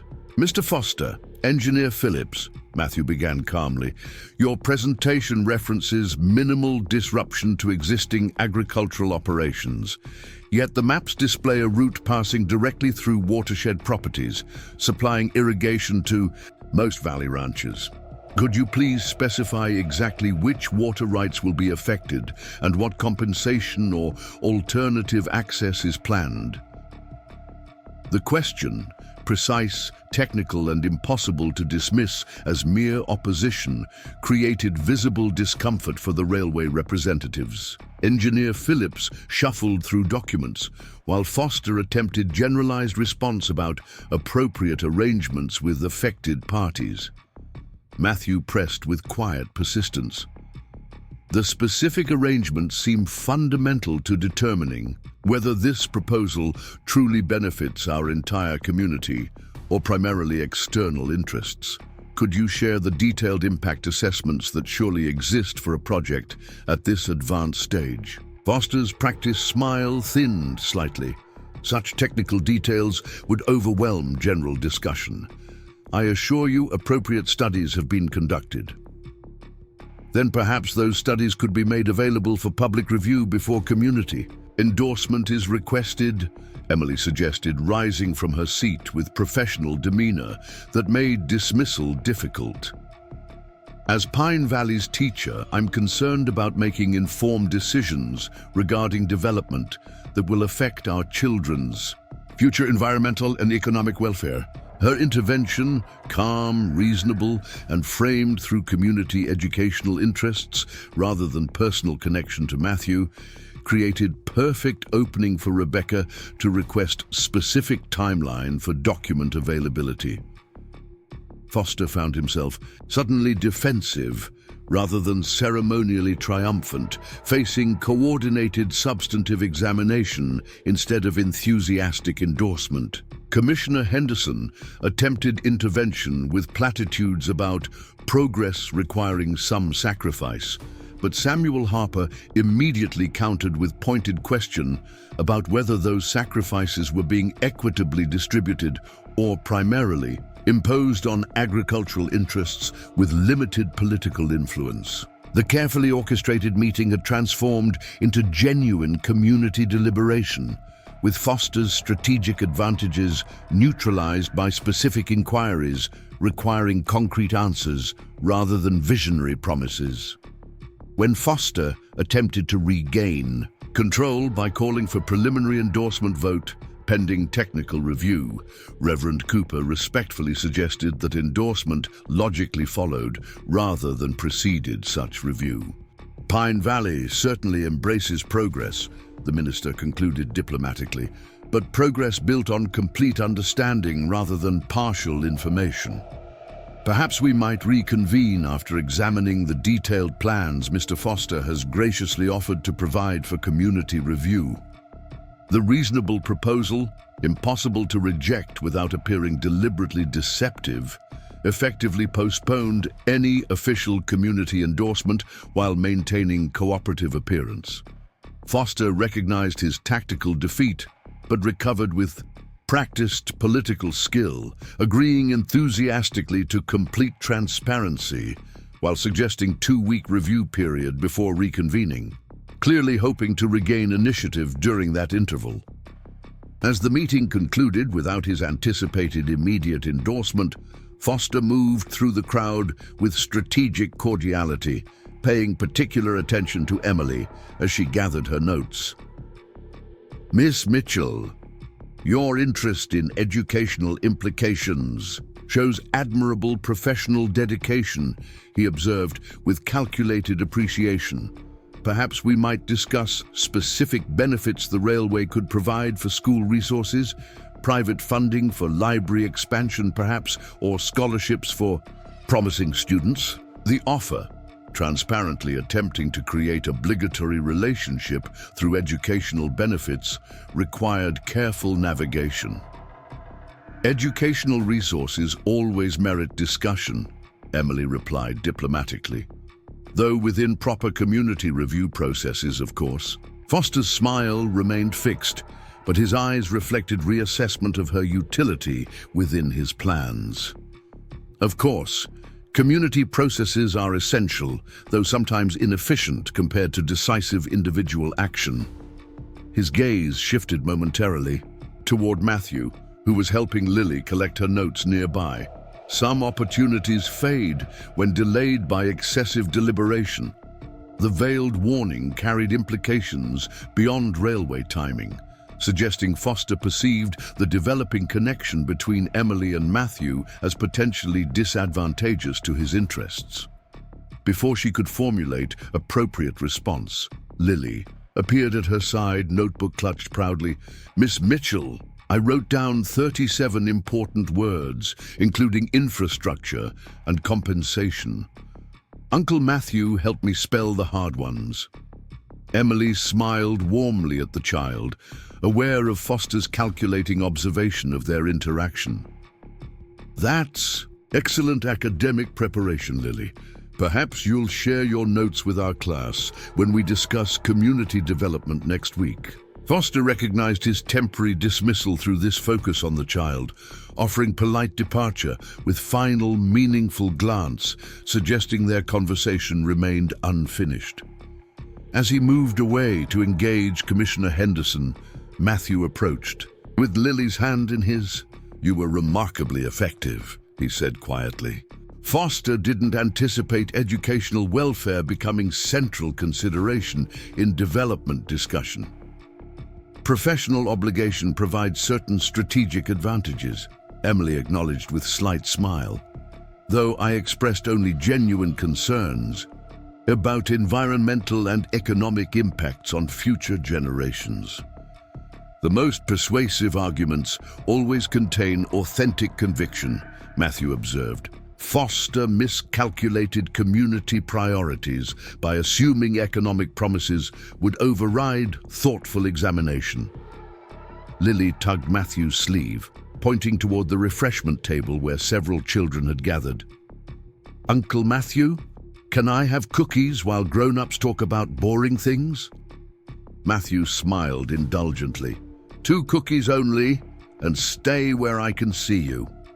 As Lily darted away, he turned back to Emily with more serious expression. "Foster won't abandon his plans easily. Tonight was tactical setback, not strategic defeat."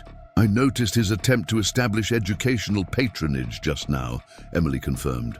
"Rather transparent effort to create obligation through school benefits." "Typical approach," Matthew agreed, identifying individual interests that might be separated from community considerations through targeted advantages. Rebecca joined them, satisfaction evident in her expression despite maintained public decorum. "Well-managed disruption of Foster's ceremonial endorsement," she noted quietly. "Though I suspect intense activity during this 2-week review period." "Undoubtedly," Matthew agreed. "Foster will approach individual landowners with tailored incentives while simultaneously cultivating political pressure from territorial authorities." Thomas appeared with Sheriff Davis, who had maintained careful neutrality throughout the proceedings as his position required. "Interesting development," the doctor reported. "The sheriff has received inquiry about property records for northern valley sections, particularly water rights documentation. Foster's associates conducting background research they should have completed before public presentation," Matthew surmised. Sheriff Davis nodded discreetly. "Requested information specifically about Evergreen's watershed boundaries and adjacent properties. Seemed particularly interested in original homestead claims and subsequent transfers." Emily noted concern flickering across Matthew's features despite his maintained composure. "Does that suggest potential legal challenge to existing property arrangements?" she asked carefully. "Possibly searching for technicalities or irregularities in historical records," Matthew acknowledged. "Common tactic when direct purchase proves resistant, finding procedural flaws in original claims that might affect current ownership standing." The sheriff excused himself to maintain appropriate neutrality, but his information had provided valuable insight into Foster's likely next approaches. As community members gradually dispersed, Emily found herself standing with Matthew near the hall entrance, Lily having returned from the refreshment table with evidence of cookies around her mouth despite attempts at tidiness. "Would you both join me for breakfast at the hotel restaurant tomorrow morning?" Emily suggested, the invitation carefully phrased for propriety while offering opportunity for continued discussion. "Perhaps 8 o'clock? Before my final classroom preparations?" "We'd be delighted," Matthew accepted, understanding the purpose extended beyond mere social engagement. "Lily has been asking to see your classroom before Monday's official opening." "I want to know where my desk is," the child confirmed earnestly, "and whether Grace could visit school sometimes since she's learning to be a good mouser." Emily smiled at Lily's innocent combination of educational interest and kitten advocacy. "I think classroom visits from Grace might prove rather distracting for students, but perhaps special arrangements could be considered for exceptional mousers." They parted with appropriate formality despite growing comfort in each other's company, maintaining community standards while developing connection that increasingly transcended conventional acquaintance. As Emily walked back to her schoolhouse quarters, she reflected on how thoroughly her relationship to Pine Valley had transformed since her arrival as Daniel's abandoned bride. The teaching position offered professional fulfillment she had always valued, yet her connection to Matthew and Lily provided personal significance she hadn't anticipated. Foster's railway proposal now represented not merely community development question, but potential threat to people she had come to care about deeply, placing her in complex position, balancing professional neutrality with personal concern. Saturday.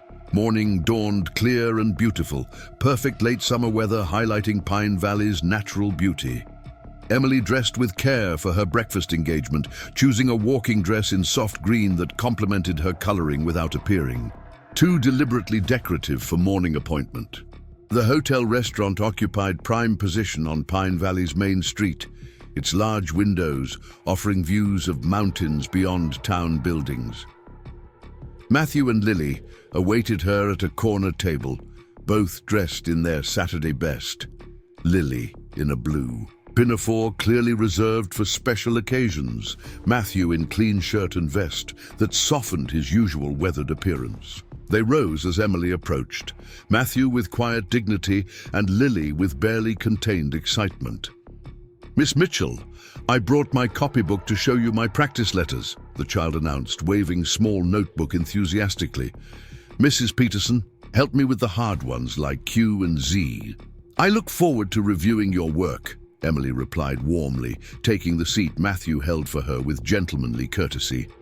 "Your dedication to preparation will certainly benefit your progress when classes begin."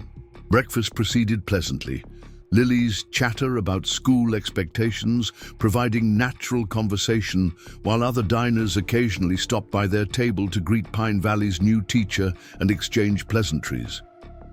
Emily noticed William Foster watching from across the restaurant, his expression calculating despite polite acknowledgement when their eyes briefly met.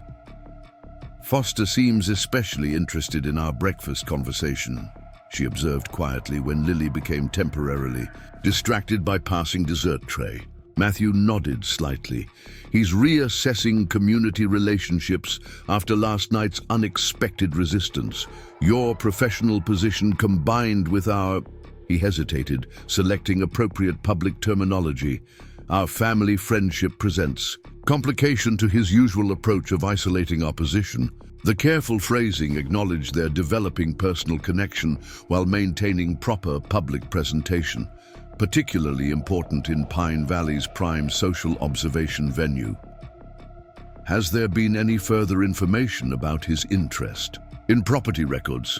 Emily inquired. "Thomas heard from colleagues in Cheyenne," Matthew confirmed, keeping his voice low.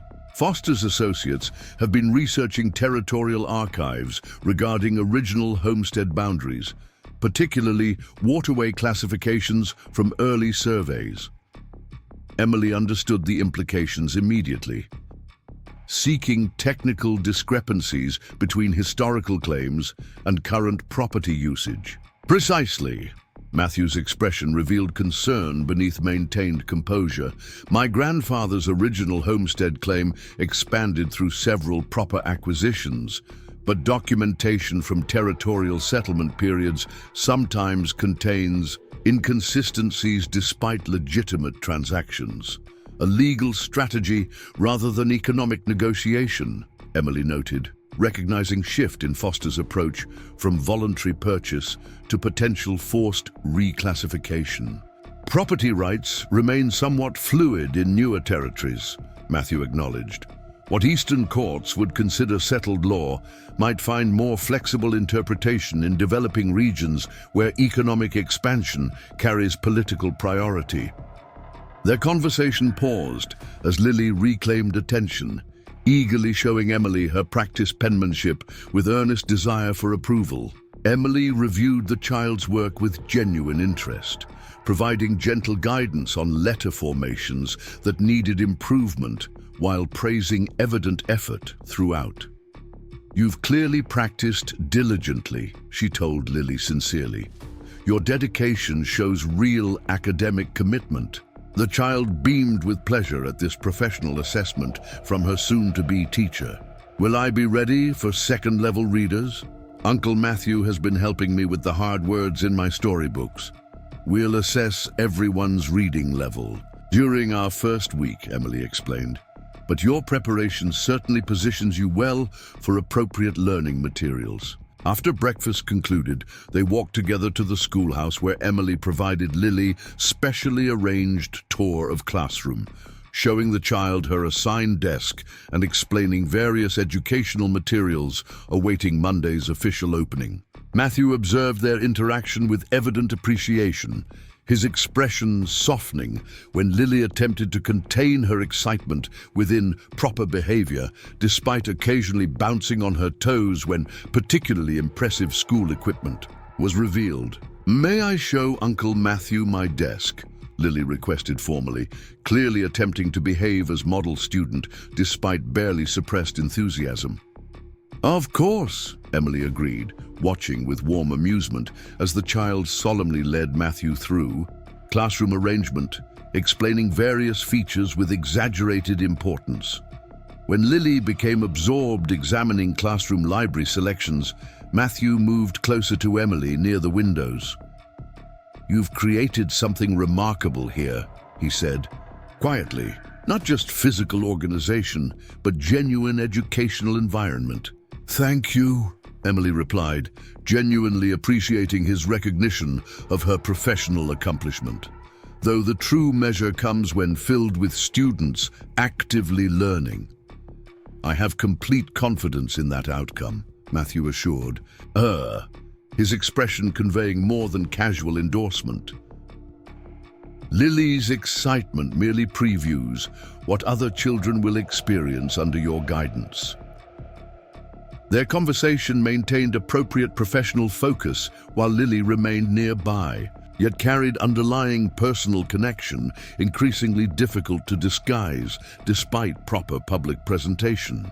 When Matthew finally announced they should allow Emily to complete her preparations, Lily's disappointment proved temporary only when reminded that official school opening was merely 2 days away. "We'll see Miss Mitchell at church tomorrow," Matthew reminded his niece as they prepared to depart, "and then school begins Monday morning. Will you come watch me go to my first real school day?" Lily asked him earnestly. "Of course," Matthew promised. "I wouldn't miss such important occasion." Emily accompanied them to the schoolhouse entrance, maintaining proper distance while exchanging final pleasantries. Just as they prepared to depart, William Foster appeared unexpectedly at the corner, his expression suggesting deliberate rather than coincidental arrival. "What fortunate timing," he observed with practiced cordiality. "I was just coming to deliver these prospectus materials. Regarding educational benefits, the railway development might provide Pine Valley schools." He extended document folder toward Emily with calculated gesture that positioned himself between her and the Warrens, subtly establishing separate professional interaction distinct from her personal connection to Matthew and Lily. The maneuver reflected sophisticated understanding of how propriety might be leveraged to create artificial separation between Emily's educational responsibilities and her developing relationship with Evergreen's family. "How thoughtful," Emily responded, with equal political awareness, accepting the materials while stepping sideways to maintain visual connection with Matthew rather than allowing Foster's positioning to isolate their interaction. "I'll review these alongside other community development information while considering educational implications holistically." Foster's expression reflected recognition of her deliberate repositioning. "I hoped we might discuss specific funding opportunities. This morning," he suggested, "private educational endowments represent significant advantage for frontier communities with limited public resources." Before Emily could formulate response balancing professional responsibility with personal independence, Lily intervened with child's perfect timing. "Miss Mitchell is preparing our classroom for Monday," she announced with authoritative certainty. "She has important teacher things to finish before students come." The simple declaration, delivered with complete conviction, created perfect, legitimate reason for declining extended conversation without appearing deliberately uncooperative. Emily suppressed smile at Foster's momentary disconcertion, facing this unexpected obstacle from such diminutive source. Indeed, Emily confirmed, smoothly. Final preparations require my full attention this weekend. Perhaps educational funding discussions might be included in community development review processes over coming weeks. Foster recognized tactical retreat as necessary, though his expression suggested continued determination regarding broader strategy.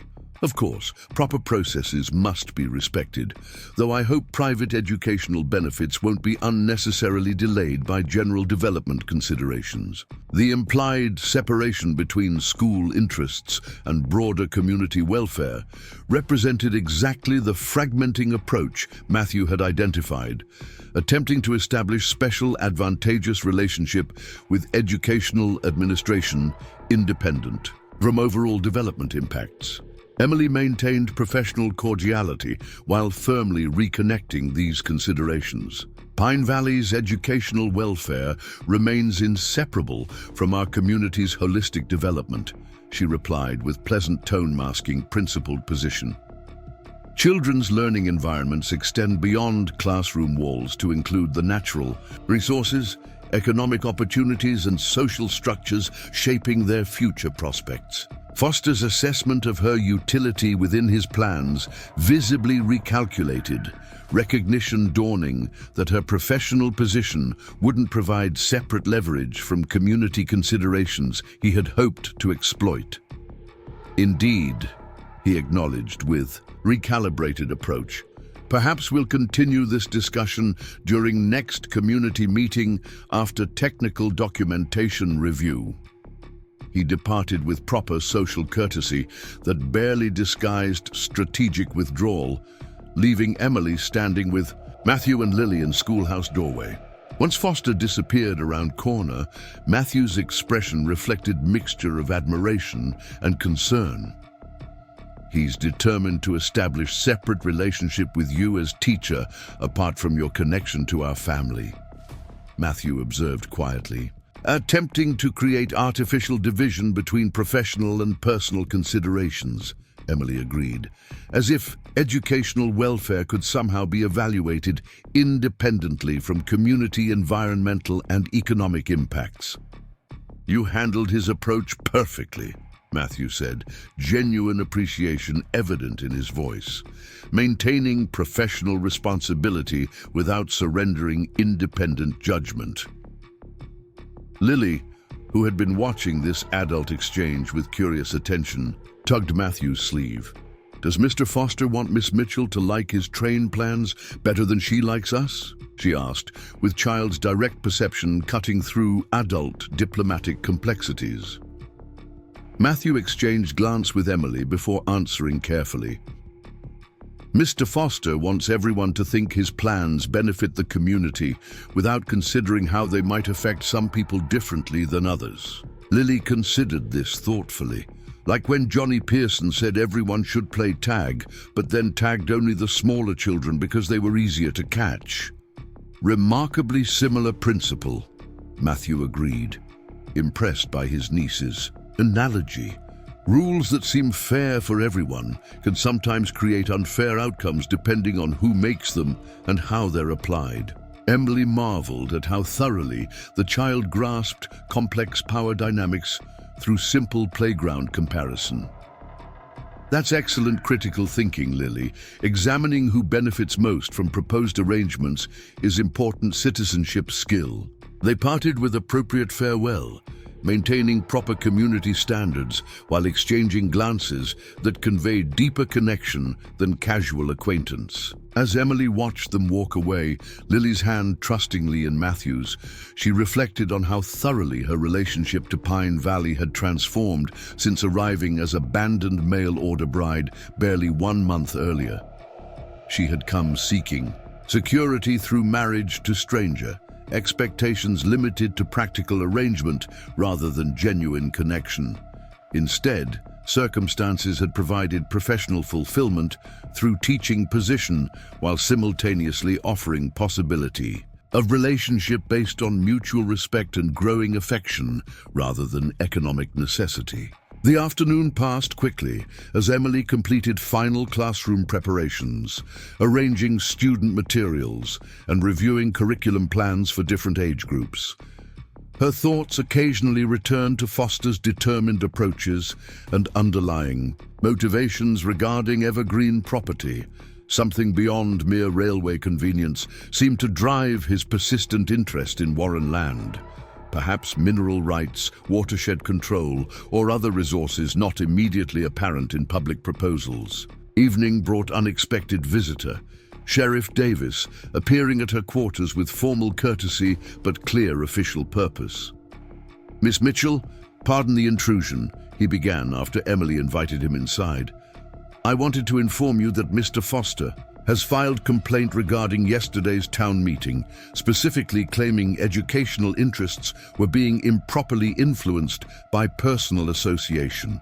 Emily maintained composed expression despite immediate understanding of this calculated maneuver. "That's quite interesting allegation, considering Mr. Foster himself attempted to establish separate educational benefits this very morning."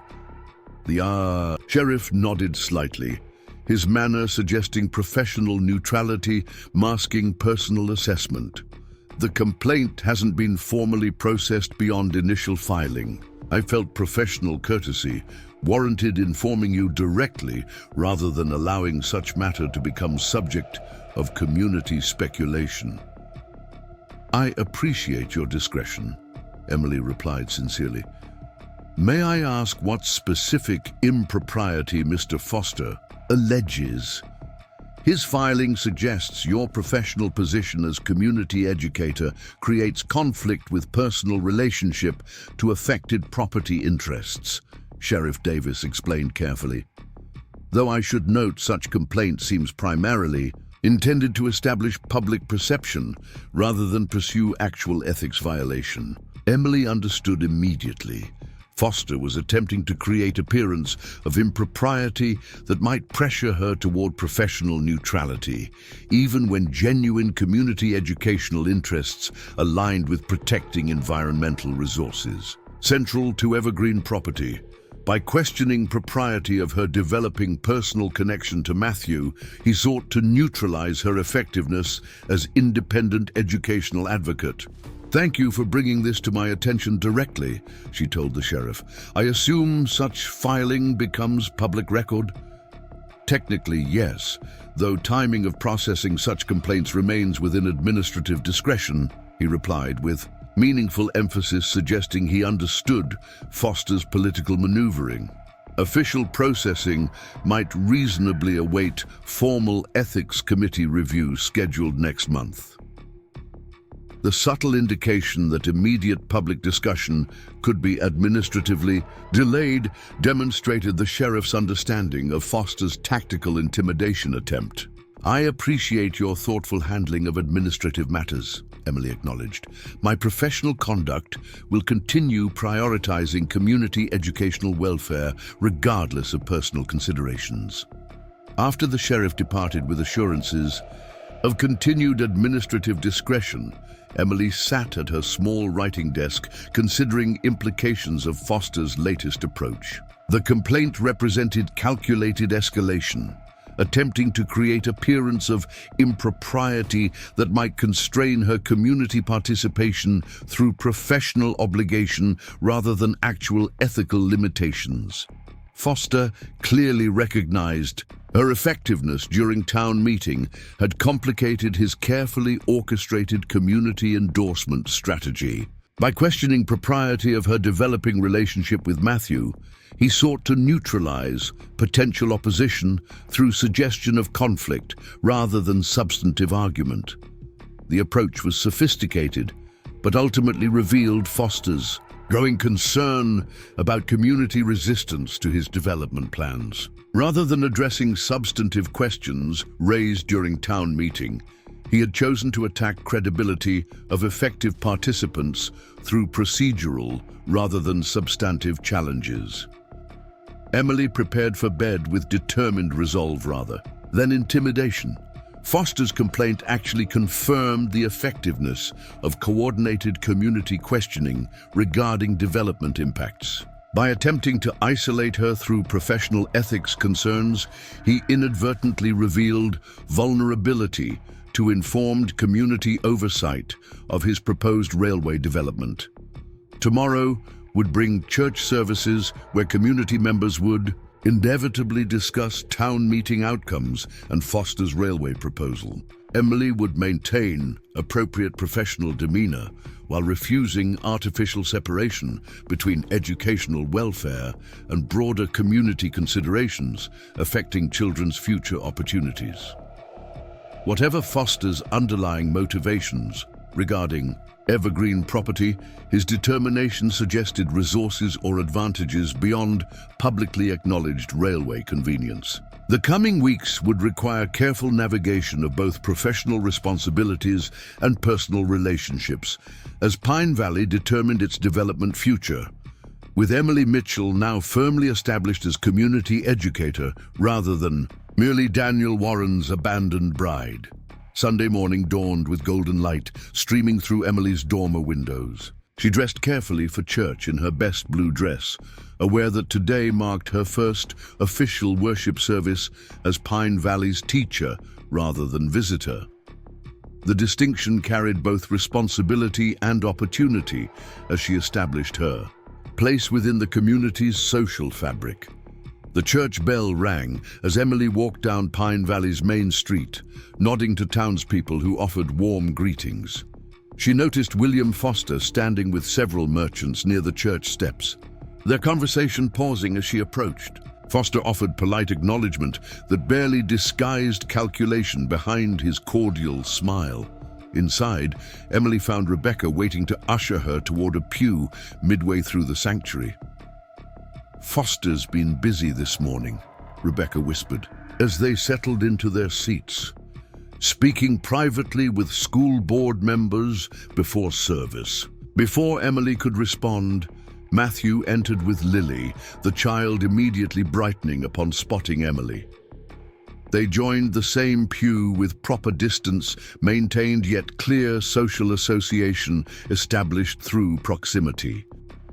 Emily caught Mrs. Peterson's approving glance from several rows ahead, the housekeeper's subtle nod conveying support for their developing connection. Reverend Cooper's sermon focused on community stewardship, responsibility to preserve resources while embracing appropriate progress. The message seemed particularly timely given current development discussions, though the minister maintained balanced perspective rather than specific advocacy regarding the railway proposal. After service concluded, the congregation gathered on church grounds for traditional social exchange. Emily found herself approached by several parents eager to discuss their children's upcoming school experience, their genuine educational interest, providing welcome focus beyond controversy surrounding Foster's development plans. Samuel Harper joined their conversation, his manner deliberately casual, yet purpose evident in his careful positioning that included Matthew in their circle while establishing professional context. Miss Mitchell, the school board plans brief. Meeting tomorrow after classes conclude, merely procedural matters regarding term administration. Emily recognized the banker's strategic communication, creating public record of official school business to counter Foster's suggestion of improper influence. "I'll certainly attend, Mr. Harper. Educational administration requires proper oversight and documentation." Sheriff Davis passed nearby, exchanging respectful greetings while subtly indicating continued administrative discretion regarding Foster's complaint.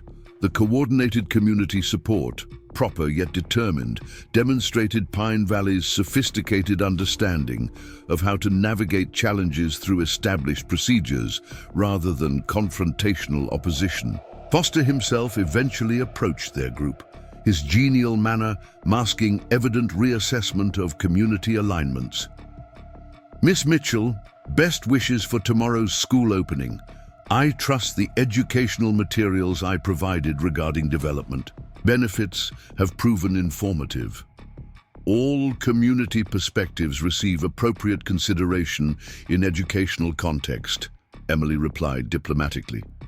Critical thinking requires examining multiple viewpoints regarding development impacts. Lily, standing beside Matthew with remarkable poise for a child her age, suddenly spoke with perfect innocent timing. Miss Mitchell taught me about asking who benefits most from rules that seem fair for everyone. It's important citizenship skill. Foster's expression flickered briefly between surprise and calculation, recognizing the child had inadvertently revealed substantive educational perspective regarding his development strategy. Quite sophisticated concept for elementary instruction, he observed carefully. Fundamental critical thinking applies across all educational levels, Emily responded. Smoothly. Children particularly benefit from examining practical examples of how community decisions affect different groups. The exchange remained outwardly cordial, while establishing clear intellectual framework through which Emily would approach development. Considerations: neither personal opposition nor professional neutrality, but substantive examination of comprehensive community impacts. As church gathering dispersed, Matthew walked Emily part way toward the schoolhouse, Lily skipping slightly ahead to maintain appearance of family outing rather than private conversation. Foster's complaint failed to create division among school leadership, Matthew observed quietly. Harper's public inclusion of educational administration indicates unified professional support. Community leaders understand the difference between proper professional judgment and arbitrary separation of interconnected interests, Emily agreed. Foster's attempt to isolate educational considerations from environmental and economic impacts appears increasingly transparent. They paused at the corner where their paths would separate, maintaining appropriate public distance while exchanging glances that conveyed deeper connection. "Will you join us for Sunday dinner at Evergreen?" Matthew asked, his invitation carefully phrased for propriety while offering sincere welcome. "Mrs. Peterson mentioned specifically hoping you might come." "I'd be delighted," Emily accepted warmly, "though I should complete final classroom preparations first. Perhaps later afternoon?" As they confirmed arrangements, Emily noticed William Foster watching from across the street, his expression calculating yet frustrated as community relationships increasingly aligned, contrary to his development strategy. His railway plans faced not angry opposition, but something more challenging: thoughtful community examination, prioritizing comprehensive welfare over narrowly defined progress. The following weeks brought significant developments in Pine Valley. Emily's school opening proved tremendously successful, with 26 students of varying ages filling the classroom with eager energy and genuine learning engagement. Lily thrived under proper educational structure, her natural intelligence finding appropriate challenges that stretched her capabilities while building confidence.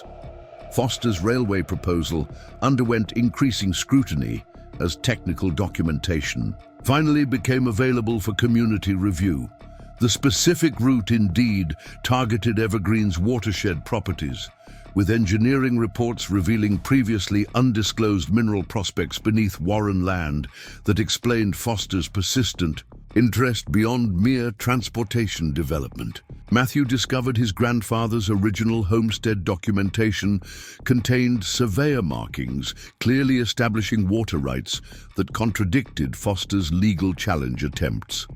The territorial commissioner, facing unexpected community questioning regarding proper development procedures, gradually shifted from automatic endorsement toward more balanced consideration of comprehensive impacts. Throughout these community developments, Emily's relationship with Matthew evolved with careful respect for both propriety and genuine feeling. Sunday dinners at Evergreen became regular tradition, with Emily's weekday independence at the schoolhouse. balanced by weekend connection to the Warren family. Lily flourished within this arrangement, her academic progress matched by emotional stability as trusted adults provided consistent support. Foster eventually recognized his railway proposal required significant modification to secure necessary community acceptance. The revised plan preserved Evergreen's watershed integrity while establishing limited access easements with proper compensation rather than division of the Warren property. Though less profitable than his original concept, the adjusted development represented genuine compromise between economic opportunity and environmental stewardship. 6 months after Emily's arrival in Pine Valley, she stood beside Matthew on Evergreen's porch watching autumn leaves drift across the ranch yard. Their relationship had developed with natural patience, deep connection established through shared experiences and mutual respect rather than rushed declaration or economic necessity.